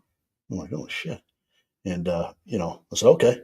And he goes, "Oh, by the way, we had a direct flight to DC." He said, "We're landing in Atlanta. I don't know what happens after that, but you're getting off the plane after everybody else gets off." I'm like, "Okay, well, I've got other people on there. The shift that worked midnight, the suits, they were in there. They're all colleagues of mine. I know them all, and a couple of them were former CAT guys that went back to the shift, and I said, "Well, I'm going to brief them too. They're going to stay on too." I said, "Okay, well, whatever. You're in charge of that." And I said, "Okay, I got it." And so I went back, told my team leader. We woke up the whole team, moved everybody out first class. That was fun. What the fuck? Where's my mimosa? And I said, "Well, it's in the back, But they all got back there, and we landed. And by the time we landed, I think people started picking up stuff, whatever form of communication they had. something as soon as we got to Atlanta, it was a beehive. That's the busiest airport in the country. It was a disaster, and we got off the plane. We got all our stuff, and we still had stuff in the belly of the aircraft, from the shift, and some of our other stuff that wasn't not essential. But so we went, and there's a line. I mean, probably to Tennessee, for rental cars. I was like, this is gonna be awesome. And so the fellow that was the shift leader for the suits came and goes, Buzzy, we're gonna go up and we're gonna get some vans. Let's go. So, how are we gonna do that? He goes, watch this. And we walk up and we commandeered 2 vans. It was awesome. So my buddy was talking to the rental guy, and he's like, hey, here's your thing. As he's passing the keys over, he grabs him and goes, thank you. Hey, drop the badge on, the Fed badge. He's like, this is what's happening. And the lady was like, what? He's like, oh yeah, we're taking the vans. And we took them. We got the vans. And then I went and I got a sergeant on the curb. And I said, hey, this is what's going on. We got to get to the belly of this aircraft. We got to get out there. Can you get us out there? He said, yeah. So we went out, and me and a couple of guys, we set up a perimeter on the plane, and we got our stuff out of the aircraft. We sent 2 guys in to go get it. And we put it in the vans, got all our stuff. And we beat feet back to D.C. And we got there it's like a 10-hour drive. And we got there, it's like 1 o'clock in the morning. And Pentagon was still burning, and I just remember we had to go back to Crown, back to the White House, and a couple hours because we were still like, hey, he went other places. We knew he was not coming back to DC, but we had to go back there. I'm like, we're not going back on the X. We're going to be close by. We'll respond to it. But we went back home. I refitted, got my stuff squared away, and came back in, and we stood by and we waited for him to come back. And he eventually came back. GW said, yeah, I'm going back. And we caught him, and he came back and took care of business from there. So, did you guys speed on your way back from Atlanta to? Yeah, there was some speeding. There was a little bit of speeding. I know the vans were not in top shape when we got back. We one of them was skipping a few gears when we got back in. We rolled in, and they weren't doing well. But I didn't sign anything, so I didn't get a bill. So I can speak from like the military point because I was in that time. But what shifted with the Secret Service after that day? Was there did anything within the organization? Yeah, change. I think a lot of it, a lot of things, a lot of the changes I saw because I was on counter assault. A lot of things, a lot of focus went to us, counter sniper, our emergency response team at the White House, which is uniform division as well, is counter sniper. They got a lot more attention. They got a lot more things on their wish lists. Granted, they got more people, and didn't happen right away, but it started happening. There's a lot more focus. It switched from the lone gunman mentality to the no bullshit. Hey, there's an organized fight coming. We need to be ready for it. So we started looking at our armaments, our tactics. We I know we modernized a lot of our stuff that was working good for us, but it wasn't what it needed to be now with this new threat, this new style threat. We're not going to roll into a fight with subguns, when they're bringing rifles. So a lot of that stuff changed, and I'm here to tell you now that if everybody brings it, they're going to have a big fight. So it's with more than 2 people. With more than 2 people. More than 2 people. More than 2 people. There might be 3 now. 3. There might be 3. You said 5 earlier. We counted you. He might be on a rotating. He might be on a rotating. You're talking about the guy on the transportation. No, I'm joking. Well, listen, those guys. Look, there's no bullshit job in the service. There's like there's the job that you might not think you want to do, but there's a job if it exists there's a reason for it. And we've learned that because we learned it the hard way. Right. From history, you've seen you're like, oh shit, okay, well we got to do this. There are a lot of tactics change from learned mistakes or not even mistakes, just I didn't think about that.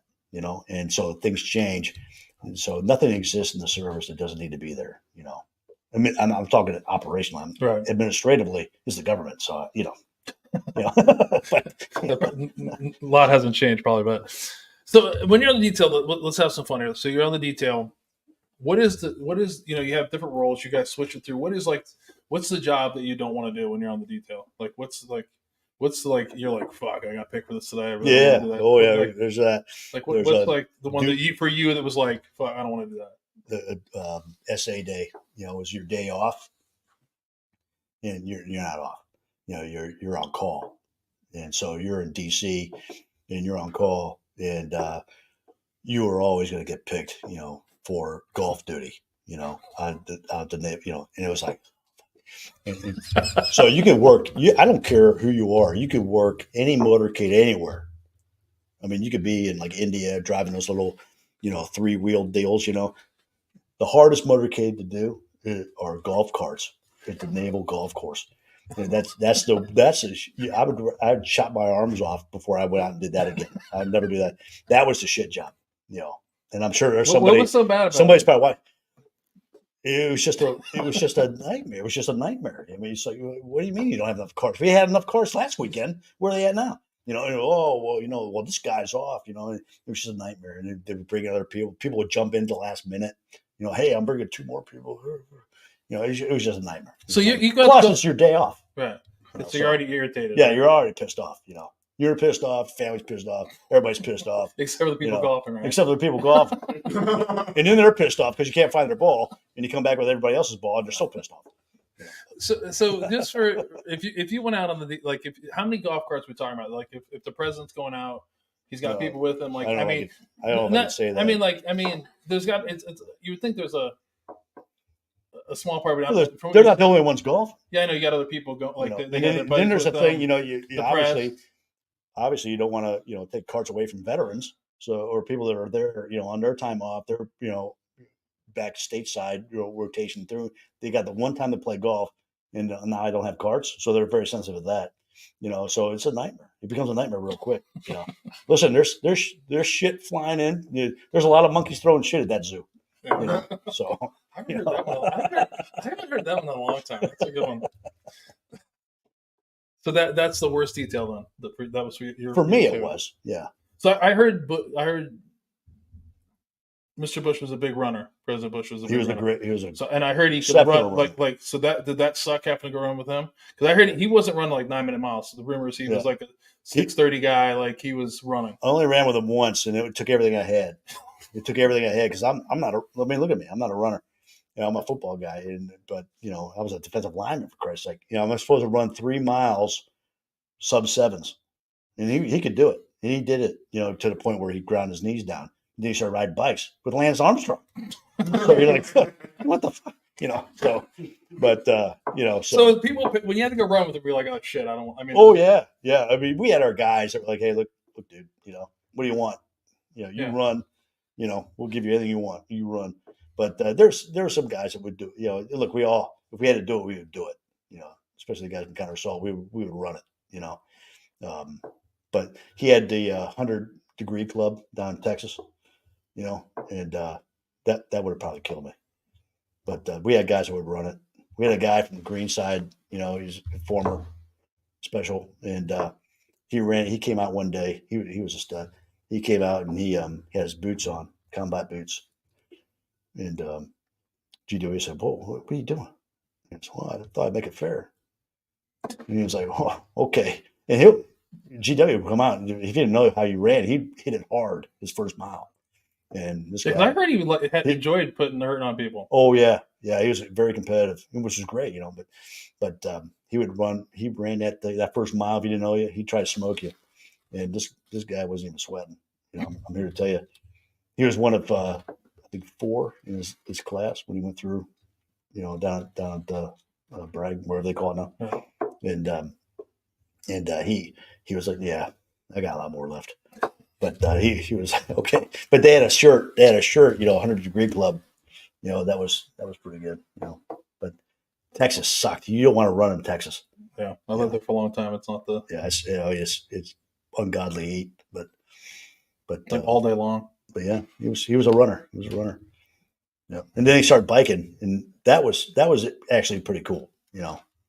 But he didn't take that lightly either. He was very competitive. So how often would he run?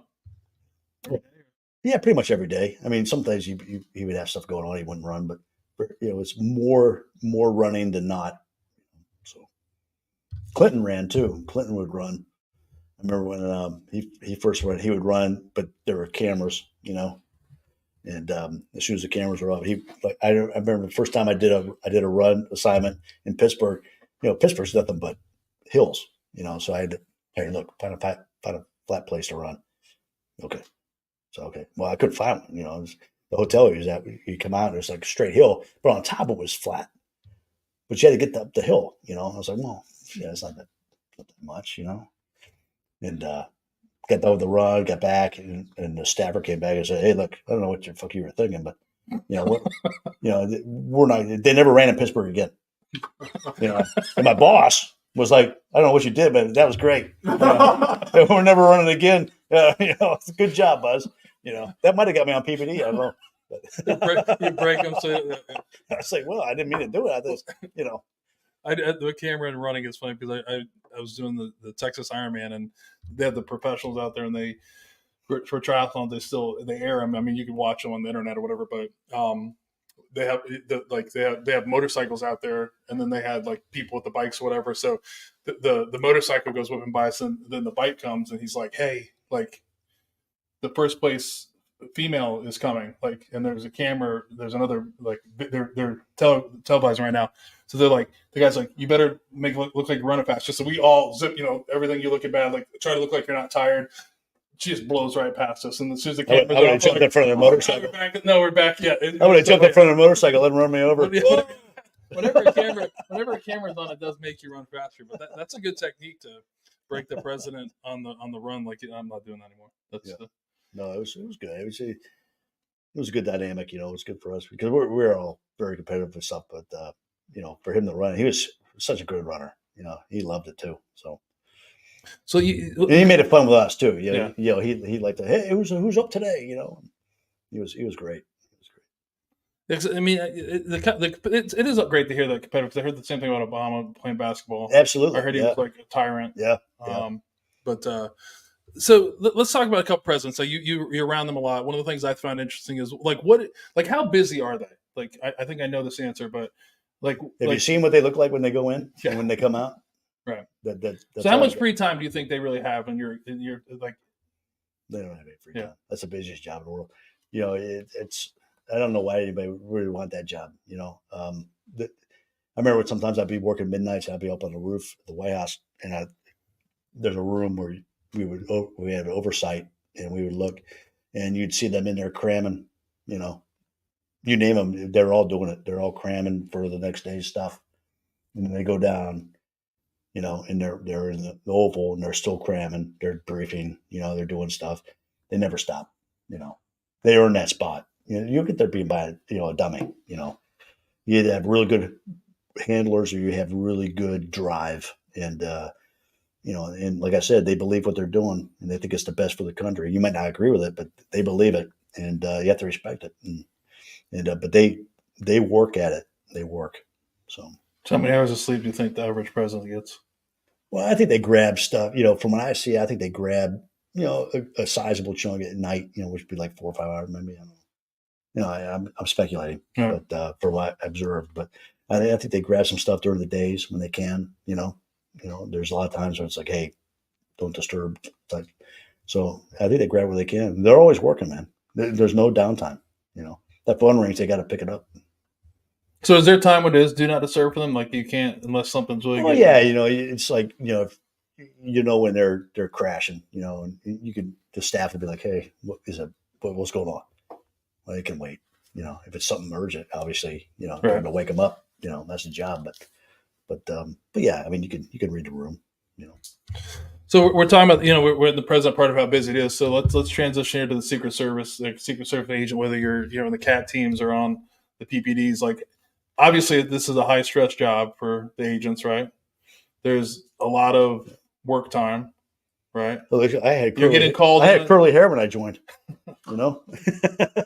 You're actually only 27 years old. I'm 27, and I feel like I lost some years. So yeah, you talked about all seriously. You talked about getting called in on your day off. So the op tempo is high. What's the mental, like, what do you do to keep your mental health up when you're dealing with, you're talking about before you have a schedule that's okay, but that can change at a moment's notice depending on what's going on in the world. you've got these set schedules. They don't always go your way. Yeah. You have a mission that can't not happen. Like how do you deal with it physically and also mentally? Well, for me, physically, we always had the workout outlet. We could do it. We had on counter assault. We had to always work out. Everything was quarterly instead of or monthly instead of quarterly. For all our stuff. For all standards we had to hit. And that was physical, marksmanship. Everything else. But I think for me to keep my mental health in line was talking. I had a strong home structure, for support there. That was important, and so I didn't have to worry about my family, and the second thing the most important thing for me, I think, besides that was, I had my teammates when I was on counter assault. That was, it goes back to when I was at Moeller,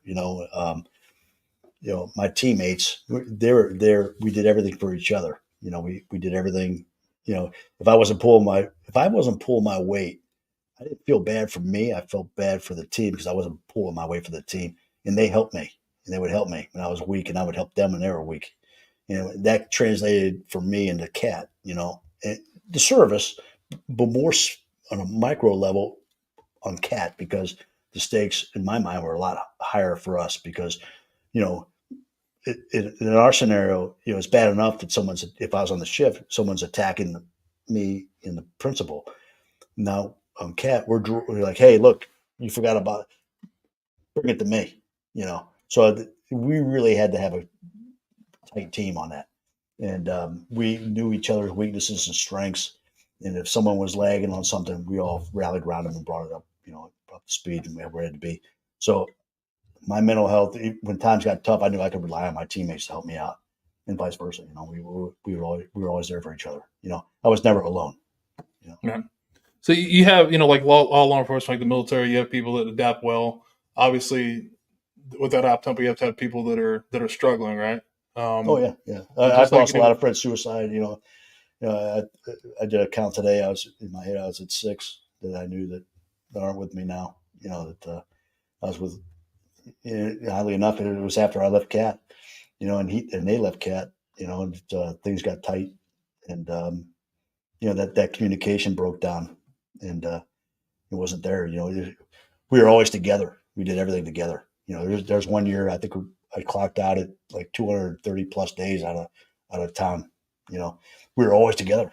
And when that breaks down, when you leave, there's separation anxiety. There's like, where are my mates? And what's going on, and then you lose that communication, and it's not the same. And I think a lot of guys had some tough times. I had tough times with it. So how'd you cope with that? I find different ways to focus on it. Like, for me, I got into cyber investigations, and I started focusing on that. And there's a different team there. There's a different team. I had a great guy I worked with, Brian Chemicki. He was a great guy. We studied together. He helped me out. I helped him out a little bit on some things. I was a little bit older than him, so I gave him some experience that I knew. And he was a young guy. He was a whiz with computers. He helped me out because I'm an old dog, and I couldn't program my VCR at the time. And he got me to the point where I could do a little bit more than that. And so I found different ways. I sought it out. I knew that I needed team mentality. I needed to be with somebody, work with somebody. I think some of the guys that I knew that aren't here anymore lost that, or didn't have the opportunity, or didn't recognize it. Their backgrounds might have been different than mine. So do you think the Secret Service, like other law enforcement agencies, is doing the best they can to help with that transition, or if you were in charge, like what would you be pushing as like an agent's leaving CAT, going back to a field office where the op tempo has gone down a little bit, you don't have that camaraderie, or leaving the Secret Service, what would you like to look? It's been 7 years since I left, but I know that I still talk to people I know, and things like that. I know just in the last 18 months, I think we lost 6, to suicide, in our ranks, and for different reasons, and so there's a problem. I know our director now. She's great. She's working to address it. It's a top priority, and I think it is with a lot of these agencies and local and state law enforcement agencies. It's an issue. Look, the national tide for law enforcement is on our side right now, And I think that's having an impact as well. And I think there's things that's making all the leadership look inward and say, hey, how can we support ourselves in this tough time? And I think they're looking at it. For me, I was just very fortunate. Like if you could say one thing like that they need to do to help an agent that's leaving, what would it be? I would say maybe an exit coaching or something like that. Again, this is where you go. What are your plans? They help you on board real well. And I don't think they help you exit very well. I don't think anybody does that really. They don't think about it. It's like, hey, you already got your plans. Okay, well, we'll see you later. But you still have your personal relationships. But as an agency or a department, they might not have a good exit strategy for those people. What are you doing? Are you sure you're all right? Maybe they should take a more active role in saying, let's help you. Where are you going? What are you doing? You really got a good plan? Maybe we have a good, HR person that doesn't onboard, but also helps you, exit. That is huge. I think you hit the nail on the head when you talk about any of these agencies. Like when you go in the when you go in the military, they have it all set up. There's all these everything you've got to do down to a T, and then they want you. Right. They want you here as soon as you come on. Right. But as soon as you're done, there's like, okay, well, you got your plan. Okay, see you later. Yeah, I mean, you're getting your retirement, or you're not. You're done. And I get it. You can't fault the system because that's how the system is. But that is a good point. I don't think the focus was ever there. Military wise or law enforcement wise. I don't think it was so. You got an exit plan? Okay, well, you're good. Yeah. Because you know what, we all, even though we're part of the team, we're all expected to operate individually as well too. That's the other thing too. You operate individually with the knowledge that you've got a team behind you, but you have to perform as an individual on your own too at a high level. And so that expectation is when you leave, hey, he took care of himself. He knows what he's doing. I've seen him operate all the time by himself. We get there and he's got it all laid out. He knows what he's doing. Well, maybe not. And when he gets off, I thought I had a great plan when I exit. And I went into corporate world. It's a beast. It's and if you're not ready for that, it could eat a lot of guys up. And there are some big waves when I got there, and fortunately I was able to seek out some guidance and get some help and get me through those waves. But a lot of guys don't do that. A lot of guys don't transition well. I think talking about it's huge. One of the reasons why we started Ports with Patriots and keep moving with the mission is to get people to talk about the difficult things, about how hard it was to get out. You're right. It is. I don't fault anything. We all went into it as young adults, knew what we were getting into, but at the end of it, we came out as not young adults with a lot more baggage that we might have already brought in when we went in, or and just added to it. But there definitely needs to be that. It would be nice to have all the agencies have a better look at the where that person really stands at the end. They do it physically, like here's your physical to get out. Here's much money we give you. Here's this and that. But really to check in on where that person is, it would be huge. Even if a person says having some kind of exit plan for your employees as they leave, even from people that say I got my stuff, I'm ready to go. That overconfidence can also bite you too. You're like, I got this, man. We're all A+ people, in these industries that we're in. Law enforcement, military. You get out, nothing can kick my ass. I just kicked ass for 25 years. I'm getting out. I'm gonna roll this. No problem. And then it's a whole different thing. And then you're underwater and you're struggling. And who do you reach out to? You don't have your support team like you used to, and you don't have it where you're at. And so you're looking for a lifeline. And so maybe a good exit strategy, hey, if you get in some trouble, baby, down, give us a call next 6 months, do a check-in with us and see what you're doing, Yeah. And not to fault law enforcement or the military, but I've been in the civilian world for a long time, and there's not a great exit strategy for people in the civilian world either. No, I mean, and I'm not talking about people that they let go. I'm talking about like people that do 30 years in a company. There's not a lot. That's not, I guess it's really not the organization's responsibility. It's more, my message is more to the individual. The individual, you gotta be honest about where you stand and share that with people. Share that with those people around you, and talk about what it is, and talk about what your plan is, and talk to other people about what your plan is, because a lot of people have walked the path before you. We have a and good really we have a helped you, good so. we have a good community with them. You know, I'm in a retired Special Operations Association. You know, for us, you know, for ERT, CAT, you know, counter sniper. We have a community, and we talk to each other. You know, about, you know, hey, how you doing? What's going on? You know, what are you doing? How's the new job rolling out? But guys coming out, we're also starting to look at things before they jump. Like, hey, you, what are you doing? Let me tell you something. You know, this is what happened to me. So be ready for this when it comes up. You know, are you ready for this? You know, do you have a plan? If this happens, this happened to me. What if it happens to you? What do you want to do? But I didn't think about that. Oh, okay. So we're starting to do that on a small level with us, but we're a very small organization. We're this group I just told you about, the SOA. I think we're under 1,500 operators. You know, right now. You know, and I don't think that many is in our group. We're still onboarding people, you know, because we just formulated about 2 years ago, and you know, so that's just starting. But something like that, you know, is a step in the right direction, if you ask me, because it's looking out for the guys that are coming out, you know. Yeah. But I think that's the only thing I can think of, you know, that make it better and kind of get some of this strife. Separation's a big thing, you know, for, you know, where you're coming from, because you know it, and you go into something you think, you know, you either think, you know, hey, I'm gonna kick its ass, and you're not. You know, now you're treading water, or you get out there, you know, completely blind, and you get devoured. You know, so Yeah, and I'd like to highlight again. It ultimately goes down to the individual responsibility. Like, you have to, each person has to be honest when they're getting out, and I think that's one of the things that we don't do well in the military when we get out, or law enforcement. Everybody's like, I did this for listen, 25 we're years, I kick got everybody's this. Yeah, I'm all squared away, or like, I'm gonna rock this or this and this, and there's a little bit of like that, false, hope, and not that there's anything wrong to be hopeful, but you got to really kind of look at your plan, and don't be afraid to ask for help. I mean, and we don't like to ask for help about little things, let alone like when we're really struggling. So yeah, I think that's really important. Absolutely. So, are we gonna do your whiskey now that you brought? Yeah, you know, I brought this. I'm gonna hand it over to you. We won't do the other look, whiskey. This was I wanted to do something unique, you know, for you. I know you like different things here, so I brought in Teeling whiskey as an Irish whiskey.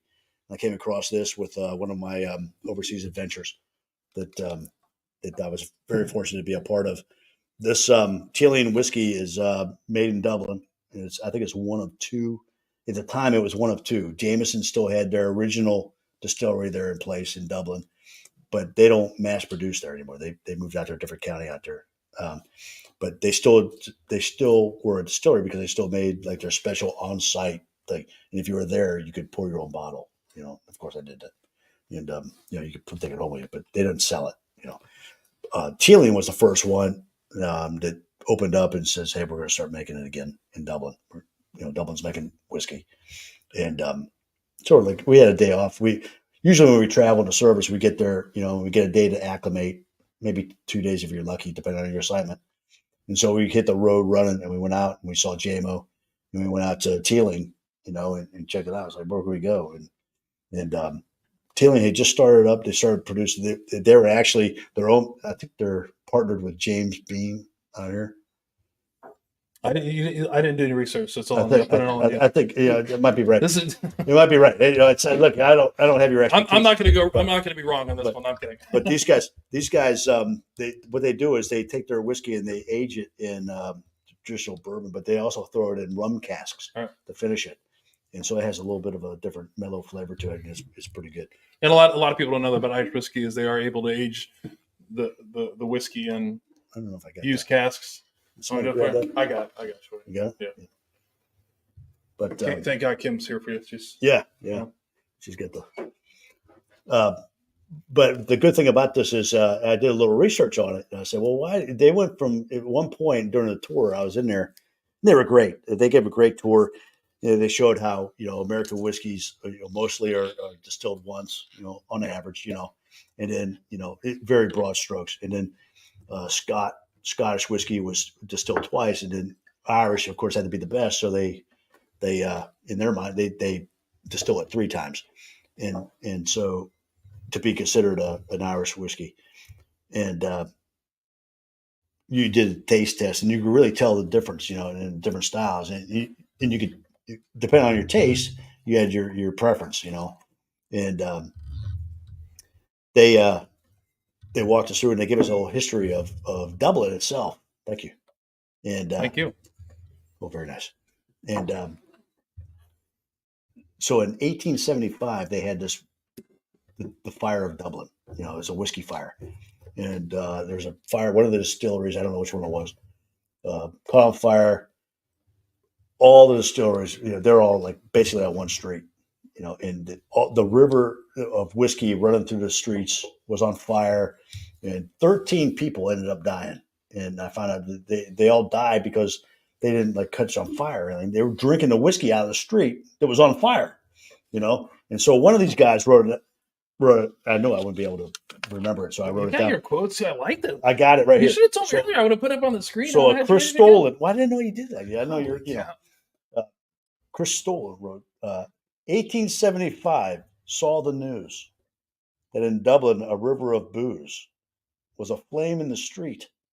Some said, "I'll take my neat flambe in my hat or my shoes," and 13 people died from it. You know, hey, it's free whiskey. You know, I mean, but you imagine having a know some shoe full of whiskey and you're drinking it, and you're like, "This is it. See you later." I think I might. Yeah, so Josh should other, but I think it might be. I mean, I might know some people who, if you know, bourbon or whiskey was flowing through the streets, whether it was on fire or not, would be very interested in seeing what it was. There might be the same tragedy. Most people are grabbing, you know, something to put it out. They're out there with their shoes. They're like, no, yeah. They're drinking it up, you know. But depends on what it is. So, cheers, thank you. Cheers. Yeah. But this is Teeling whiskey, like you said. It's distilled in Dublin. It's non-chill filtered and it's aged in rum cask. It's 94 proof. Right. Then they have their different levels. This is their entry level. You know. See what those guys want to try. Yeah. See, my thing with Irish is always that it's like a little bit lower proof. This is higher than a lot of the other. A lot of them are in the 80s. So this is well, it has really good nose. You can tell the rum cask on it. The sweetness. It's just a great experience. I was always partial to it, and I saw it starting to pop up on the shelves here about 2 years ago, and I just oddly enough, I just grabbed a bottle of it. I went to an allocation, didn't have Weller's, and so I grabbed this, and I thought I'd bring it in. I'm always shocked at how light it is compared to American whiskey, and yeah. And my thing is always with Irish whiskey is I'm not a 1 grain guy. So like the U.S. market's going for like the malt, single malt. This is single malt, so it's always like a little bit. Well, I saw Bullet came out with their single malt. Yeah. I haven't tried that yet. They're coming out with a single malt now. I've seen the Bullet one. Yeah. I've had the Knob Creek. I mean, the big one that started off in the U.S. was Stranahan's out in Colorado, and then Jim Beam. I think I have. I'll give you some before you leave. I think I have some floating around that you can try if you like the single malt, and then Jim Beam's in and out. You're right. This is very light, and it's very but you have to watch out. It's got a kick to it. But they also have some other ones that are they'll make their degrees of different things. But yeah, just like but it's the same thing for me. It's just that grain, right? Like it's not that it and I also like I got to stay focused on American whiskey and bourbon that way. Yeah. I don't need the history of it. I don't need to have more of a problem with other things. I kind of stick to American whiskey and bourbon, and beer. I'm a Scotch. I have to admit, I got into American bourbons through Scotch. My dad was a big Scotch fan. Yeah. He is a big Scotch fan.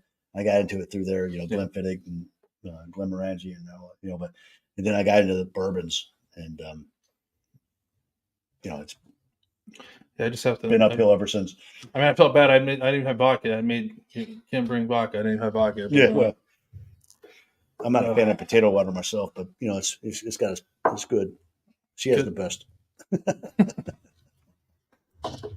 So we're now at the we're talking about the mental health. So like obviously like you in the Secret Service, you're talking about how many days did you work a year sometimes?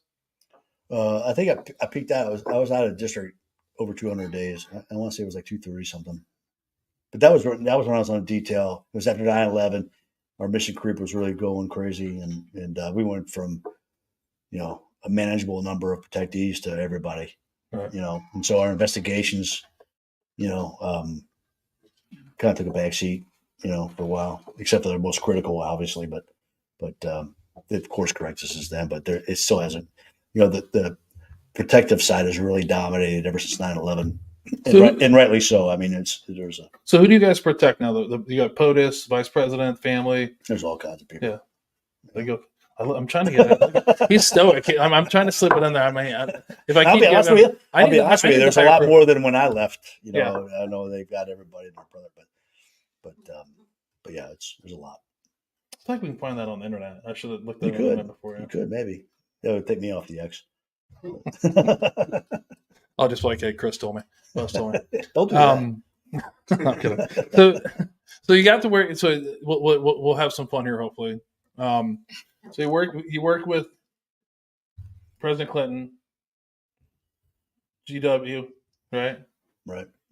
You were on Obama's detail while he was the nominee. He was a candidate. Yeah. And then you were with President Trump. So you had 4 different presidents you worked with. I was on an advance team for Trump for about 2.5 months. You know, traveling around the country. I spent most of my time in the Carolinas near the end. You know, for that, and I was a lead advance down there for a lot of the visit. And if he left the area, I would pick up like Pence, and I did an advance for Hillary down there at one point. You know, we basically stayed in the district. Well, it wasn't my district, I don't know, but I had to go down there to do it. It was awesome because I rented a Kia Soul at the time, you know, and I was always busting my youngest son Garrett for, you know, hey, I want to bring one of these home. You know, I took a picture of it, you know, and he's like, no, because he was getting ready to get close to his license, you know, and so I want to bring you one of these home. Look at this, I'm test driving one. He's like, no, you know, because he saw the inflatable with those hamsters or something. That was the Kia Soul. He was like, no, absolutely not. No, I was like, this is just great. And you know, oddly enough, I love that car. I can park it anywhere. I can't believe you said that on a camera now. Yeah, like, the Kia Soul. I don't think you get a better rental car than that. I'd be like, I am not driving that thing. Was great. They never see me coming in that thing. I remember when I was at Fort Knox, we used to go down to units in Tennessee, and we had to, you know, we get a rental car for the government. It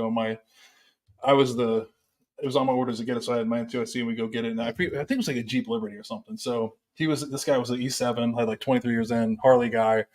I picked up the Jeep Liberty, pick him up, and it's like this light blue Jeep Liberty. And I pick him up, and he's like, you know, what the fuck is this? Like, I was like, this is the car they gave me. And I'm like, dude, it's a rental car. It's free. He's like, I'm not driving in this fucking Jeep for the whole week. And I'm like, what is the problem? He's like, this is the worst fucking, you know, it's light blue. It's like, it's a Liberty. Like, you should have rocked it. Like, what's wrong with this thing? He may have said some things that I'm not going to wait in line for this thing. Well, he may have said something I'm not going to want to say on camera, but we're driving along, and it was Hertz rental. So we drive through this town. We're driving through this town. He sees this Hertz rental. He's like, pull into this Hertz rental place. And I'm like, so I pull in there. And I'm like, what are we doing? He's like, turn off the car. Like, and I turn it off. He's like, give me the keys. Grabs the keys. Just beelines into the place. And I'm like, what are we doing? He comes back. He's like, all right, so let's get our shit out of here. They just gave us a different car. I'm like, so we get this. I got to go in there and change all this stuff. I get it. We get in the car, and I'm like, what did you tell? Because you clearly could not have went in and said what you've been saying for an hour. To a Soul? So he comes in, he's like, I just told him that the check engine light was coming on, it was acting all funny and stuff, and they gave us a new car. And I'm like, nice. I'm like, oh my god. He's like, I told you I'm not driving this fucking Jeep Liberty. And then I think my father-in-law literally got a Jeep Liberty like the next month. So it was. I would have, you know, I would have owned that thing. My thing was, I was like, how can I rent this and get my whole team into this thing? You know, wouldn't that be something if we could deploy out of a Kia Soul? You know, coming out with all our gear and everything, our kits and everything, we do blazing.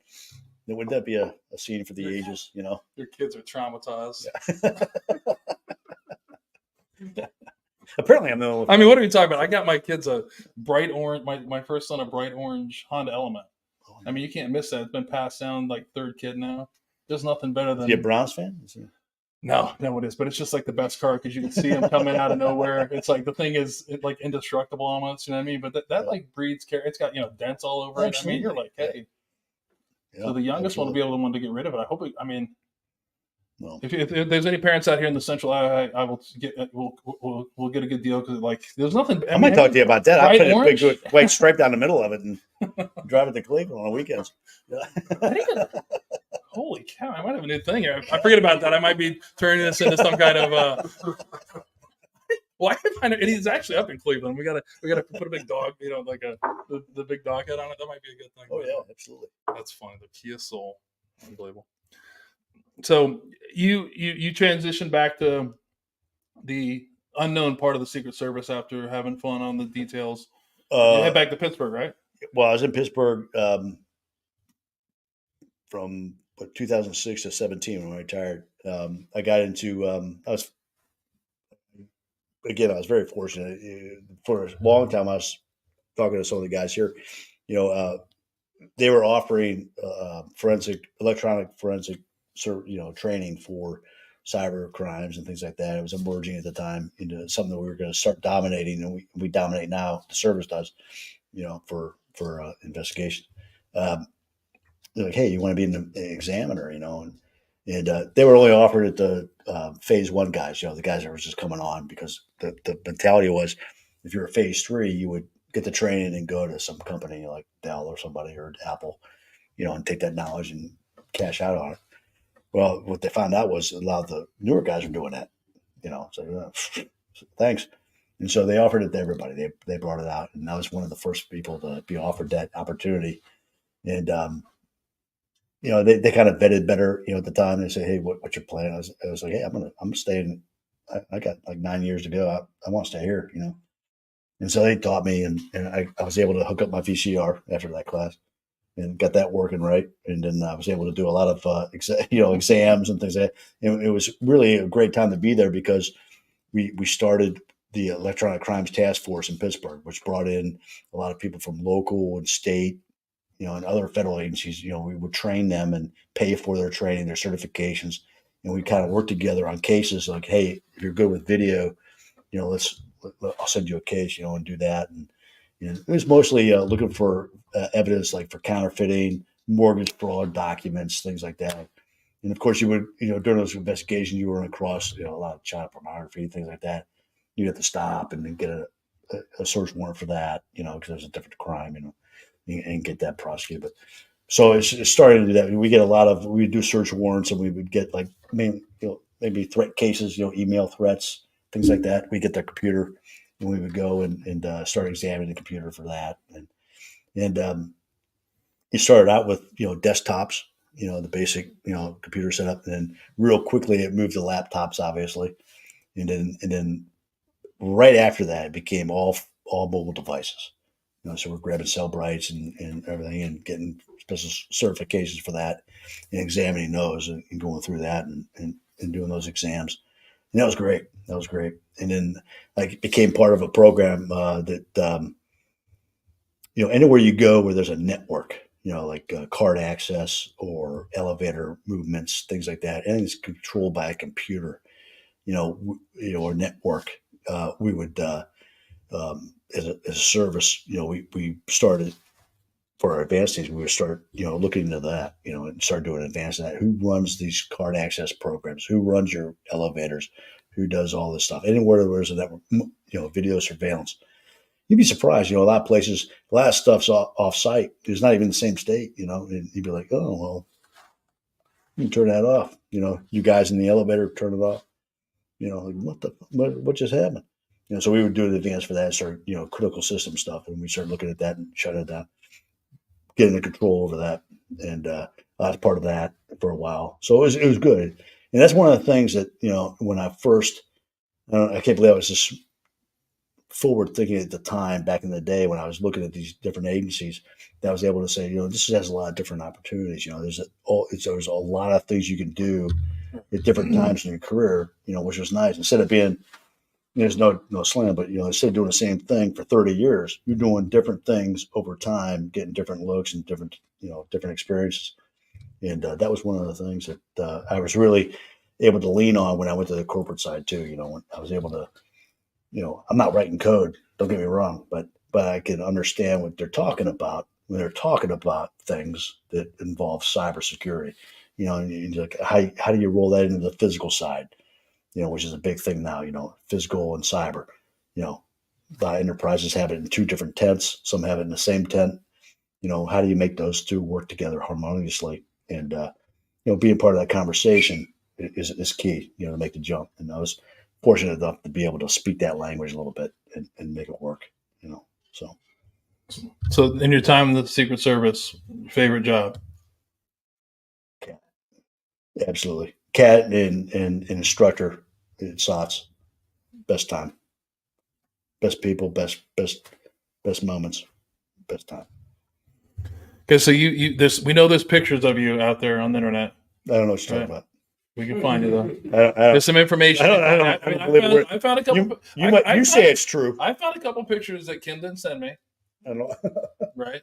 I dive in there. I found off Kim's Facebook in case you're wondering. Look, I got like so you got to purge that a little bit. It's a good LinkedIn. I found you. So the reason I say that is it's a new question I'm asking that I haven't asked anybody yet. So, what is a fact about you that's not on the internet, right, or that most people don't know about you? I used to have great hair. Let's get a good picture of that somewhere. I saw a picture of you had more hair. No, I'll seriously. What? The internet's out there. Like it's a joke about there, but social media. Like what? I'm not in social media. Yeah. So what is something that most people know about? I'm trying to get over the fact you found stuff on the internet, but it's all right. We'll talk later. We'll shut down your network. But I think I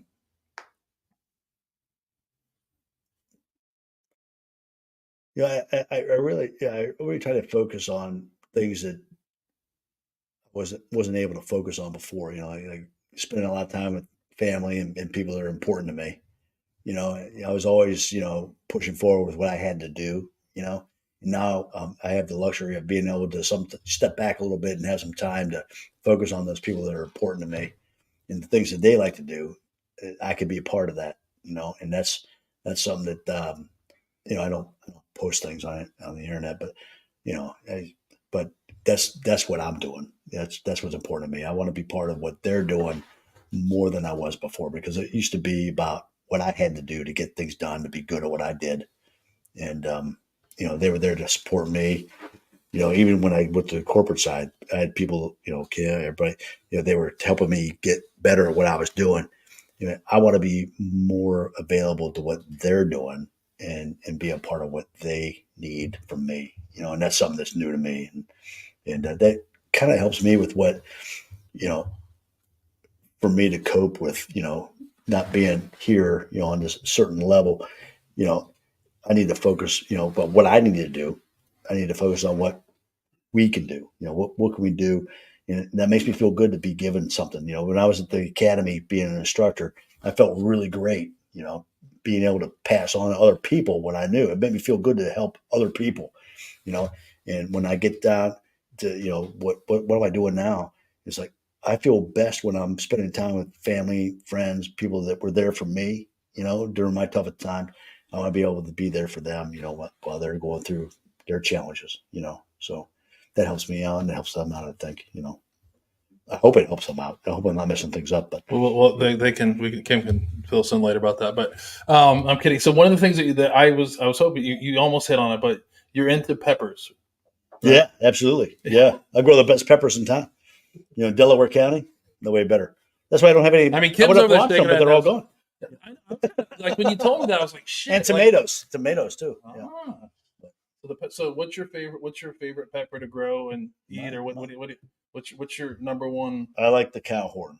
Okay. The cow horn is featured in Chipotle's finest cuisine items, on our entree. But they're hot, but they're not super hot. They're like a mild, in between deal, and they're just crazy watching them grow. I mean, they curl around. It's awesome to watch them grow, and they get huge, and they're just really good to cook with stuff. But it takes a while, But I grew probably every pepper I could, and she's like, "Look, you gotta calm this shit down." So I focused on this a couple last year, and they really came out good. Like grand jalapenos, the banana peppers, spicy and mild. But I'm just laughing. Kim's like, why the fuck did you bring up the peppers shit? That's all I hear about is peppers. No one wants to hear about them. I want to hear about. I was hoping when you said that, I was like, oh shit, he's gonna bring some super hot peppers. We're gonna have a pepper off. they're all gone. You know why? Because they're so awesome. My oldest son, Pickles, he got me into growing. That was one of the things that he really was into since he was really young. He had a green thumb. He always had gardens. I don't know where it came from, but he always had gardens. And when we came to Delaware County, the house we have, he built this garden that was incredible. And I really started really getting involved with it, and it was just fantastic. And I started focusing on peppers because everything else I touched just died, but peppers they fight back. So they were able to make it through my touch. We got some of the Reapers, the Carolina Reapers. Oh my God. Those things you start crying just looking at them. Yeah. And, so we grew some of those. I grew every pepper you can find. I grew them, but I kind of focus on, I do the Reaper out of respect. I grow up, but, cow horns, jalapenos, bananas. What else we have? I think that was it. Kim's like, I don't know. I don't pay attention to this. No. I tried, but one of my things, I want to get a tomato to splice into a pepper. So I'm going to see what happens. A mutation? Yeah, absolutely. I got to tell you, I'm super, all joking aside, what you said about 5 minutes ago, seeing your enthusiasm for something that your son was doing is you're fucking killing it, man. It's so exciting to see something that you jumped in and now seeing your enthusiasm for it, and it's awesome to see you talk about, Well, I like it when he comes over and he'll grade what I'm doing. Like, I don't know, you got to trim that up. He'll come over and fix things. I've got a lemon tree and a lime tree going. I'm pretty much sure I killed the lime tree, but the lemon tree, he'll come over and he'll trim them. I'm like, what did you do? You cut all the good stuff off. Calm down, and then he'll come back and he's like, you got all this stuff going on. I'm like, how did you know? So, it's sharing that time with him is good. With all of my sons and my stepdaughters too, they have certain things that I focus on and try to, get into what's driving them. And that's something I didn't have the time to do before, And it's even that hard. helps my mental health. It's even harder when you have time though, right? Like you have three, like I'm fortunate that all my boys are sports guys, but it's hard to be into, especially for us. We were away from them for so long, so you really don't like you think you know what they're into, but then it's hard to when you have multiple kids to be into. Like the one thing I can't get into is the video gaming. Sorry, my kids, I just can't. Yeah, I try to do it for I just can't do it. But you do hope to do those other things, and I got to be better. Like when I see you doing that, it just made me make a mental note to myself. Like I was an OG gamer. I had the old Atari 2600, and the Commodore 64, and everything, and I show them that, and they're like, "Do you get the throwbacks?" I still have my original, so and they're like, "Oh, God, this is great!" For like 10 minutes, and they're like, "What the fuck?" I was like, "You need to go outside and grow some lemons." No. But what's great is you go through high school and stuff with all the kids. They're going through their sports. It's like that's awesome. They're into it. They're really great doing it too. But then when you see like the gardening and the fishing for my one son, and the diving for my one son. They're all doing these different things, things I had no idea about. But these are the things that are really tight to them. It's like that they're not like, part of the established, sports or whatever, this is their individual stuff. When you start taking part of it, and then it's like, God, I missed this for 25 years, what the fuck? And then you really start rolling with it. And then I like it when you start scaring them with like, hey, I got these new lures, I got this new pepper, I got this new thing, and you're like, whoa, you got to back it up, but no, let's take it down the road, and, but it's good. I think they like to see it, that you're taking part of it, but it also helps me with that transition, that coming out of where I was to where I'm at now, and focus on what they're doing. It makes me feel good. So somebody had a pepper question of growing. It says, I think I know who it is, but is it, you're going to put up, said you do lacto fermentation. I don't even know what that is. It's probably Nate. That doesn't even sound right. It's probably Nate. You guys can talk about it after that. Nate is. You guys are gonna have a heyday when we get off camera because nobody else wants to hear that conversation. I knew it was him. I don't even know why he read. I should know that. I can't see what the name is. Yeah, he's trying to. He's basically saying you don't know shit about growing peppers. But I don't. That's Nate. I know you put them in the dirt. And you put them in this. So, one of the big things of we have touched a little bit about it tonight, but I've asked this question point blank. You can answer the question if you want. You did touch on a little bit, but for people like myself, we did suffer from with mental health and suicide stuff. Like, did you did have a lot of teammates around you, but did you ever suffer from that at all? During your time in the Secret Service, or since you left? It didn't get that dark for me, but I could understand where they went. Yeah. I could see. I was definitely looking down that road. But I never got down it. I could see. I certainly understood what they were feeling. I was like, I could see I could see how they got there. Our families. Everybody's got a battle. Our families also have battles of their own that are different from what we experience. Military or law enforcement. With mental health, and so you research it. You try to dominate it, try to understand it, try to conquer it. And you do the best you can. But I can definitely see where it came from. My darkest time was when I left what I knew and went to something that I didn't know. I thought I owned it. I was like, yeah, it's no big thing. I can handle it. And I found out, hey, this is a whole different language, a whole different lingo, a whole different business mentality. People you're working with, you don't even, in the service, we all went through the same training. We all do our skill sets. We all knew we could do certain things. We knew we could rely on for certain things. And when you go to a corporate setting, you don't know what this person's been through. And so there's a lot of quicksand there. And, I credit my experiences in the service, high school, college, everything, with making me able to survive that. But I could see where people that weren't as fortunate as me might have a struggle and take a deep path, goes the wrong way, Yeah, I think it's a good point. We talk about with some of the other guests is, a lot of things that, people struggle when they leave law enforcement, the military is, losing a job and an identity and things like that. But like you said before, a new job, it is different lingo. It's a different place. But all of us, most of us have all dealt with it before. It's just something you have to believe in yourself. Ask for help. The help is out there, and it is all those things. If you don't ask for help, you're going to be exactly. You're going to be in need of help. It's overconfidence. You got to know your, like Clinic would say, you got to know your limitations. And sometimes look, you're A+, military, law enforcement. You come out, you're like, there's nothing going to stop me, and I've been through it. And you got to be able to make that change and say, maybe I'm not the master of my domain here. It's okay. It's okay to ask for help. And somebody can help me. Look back on your own time when you helped a new recruit or a new rookie, coming on. You help them, so it's okay to ask for help for somebody else and something new, even though you're down the road a little bit, less curly hair, but you can ask for help. It's never too late to ask for help. So exactly, yeah. So last question: if you could have a conversation with anyone, living or dead, who would it be and why? That's a tough one. I would. I'm a fan of. That's why I waited till the end. I'm a fan of history, so I'd like to see. I'd like to have a conversation with. Probably Teddy Roosevelt. Or I'd say Augustus. The first big dog in Rome. Julius Caesar. But Augustus was he was the guy that got it going.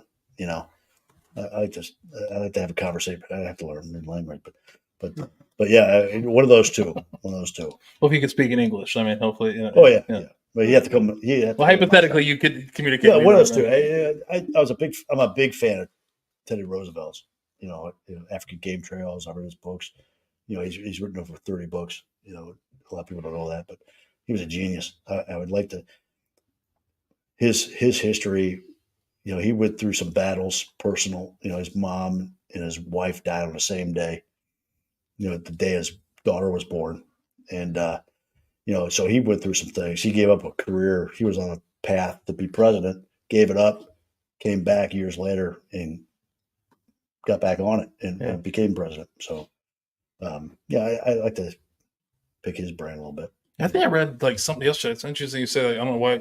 I guess I'm gonna look for quotes, but something like when he was like 56, he tried to get the president to let him go fight in a war or something. And who the president was at the time was like, no. He was the guy that was always like hard charging. He was the Secretary of the Navy, and he wanted to go fight in a war, and I think it was World War I, right? No, it was the Spanish American War. Yeah. And he went down. He formed the volunteer regiment. I can't remember right now because this is really strong whiskey.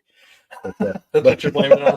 but we're gonna give you the really strong stuff when you're off the camera. He formed the Rough Riders. He wasn't the CO, but I think he was the XO. Yeah. And of course, you got the San Juan Hill and everything, and that's he went and said, "Fuck you! I'm gonna do it.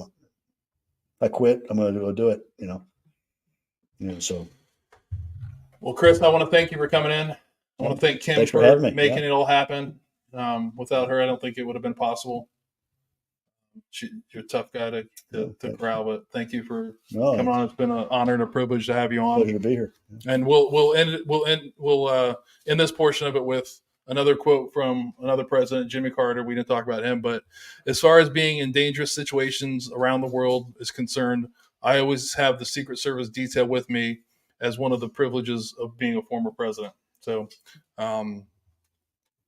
I figured we go with those quotes. You didn't like the quote that I put up on your media. There was a lot of we can talk about that. We'll talk about that off camera. But again, I want to thank you for coming on. That's a good one. Yeah. Thank you for sharing your story. Thank you for your service to our country with the Secret Service and your quick 2 years as an ROTC cadet. Yes. I'm sorry that happened to you. Well, jokes aside, like I gotta say, the cadet years were, I think, instrumental for me. That's my foundation, and that got me way down the road.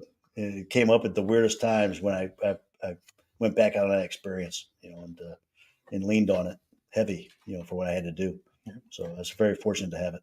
And thank you for sharing your professional stories, your personal stories, especially concerning, mental health and how you dealt with it. So we'll get into the part that I like least about the podcast is we're going to honor a veteran who took his life. Tonight, we're going to honor U.S. Air Force Senior Airman Sean Ryan Stevenson, 24 years old. Sean Ryan took his life on November 1st, 2023, while stationed at Cannon Air Force Base, New Mexico. Sean Ryan was born in Fort Walton, Florida on April 7th, 1999. During his high school years, Sean Ryan was active with the Air Force Junior ROTC Detachment. He was a recipient of the Distinguished Cadet of the Year and General Hap Arnold's Awards. In 2017, Sean Ryan followed a longstanding tradition by joining the family business and enlisting in the U.S. Air Force. Sean Ryan was a tactical systems operator assigned as an aircrewman aboard the Air Force Special Operations Command U-28A Draco intelligence, surveillance, and reconnaissance aircraft. Sean Ryan was a skilled special operations aviator. He accumulated over 800 plus hours flying over Afghanistan and Somalia. Sean was awarded multiple air combat medals for his actions. Sean Ryan's family was truly blessed to have his amazing time with him, and they know without a doubt whatsoever that they are much better people for having him in their lives, even if it was for a short time. Sean is survived by his parents, Sean and Lisa, his twin sister, Sarah, grandfather, Alex, uncle, Scott, David and Christopher, aunts Darlene, Christine, and Susan, and his godfather, Joseph. And I'm going to read, there's not unfortunately, a lot of veterans or people that do take their life that actually leave a note. Sean actually did, and it's important to put it in his own words. So I'm going to read this, was his last word before he took his life last year. It says, "I'm a failure as a man. I am a failure as an airman. Most importantly, I'm a failure as a brother and son. I have been stationed at Cannon Air Force Base for 5.5 years, despite being stationed at the worst Air Force base. All this time, I had re-enlisted because of how much I enjoyed my job. In late 2022, myself and other TSOs in the 43rd received an email from our chief stating we were safe from being force cross-trained. Shortly after, myself and one another received an email stating he wasn't too sure about us. Stress begins. Just before the Christmas holidays, I hear a rumor from a higher up saying that I would be forced to cross-train and that it'd be confirmed in early January. I spent that Christmas, like many others, because of the Air Force, worried. On January 3rd, 2023, I was notified that I had been selected for NCORP Phase 2 non-voluntary cross-training or separation. For the last 3 weeks, I have lied to my family, saying I had moved to Kadena, Japan, simply because I was scared to tell them I was struggling with getting my orders to actually be able to travel, and I wanted them to think things were going good in my life. This was probably the greatest mistake of my life. So definitely, if you're a veteran or know a veteran who might be in crisis or considering suicide, please contact the Veterans Crisis Hotline at 988 or 1-800-273-8255 and press 1. You can actually chat now at veteranscrisisline.net/chat, or you can text at 838-255.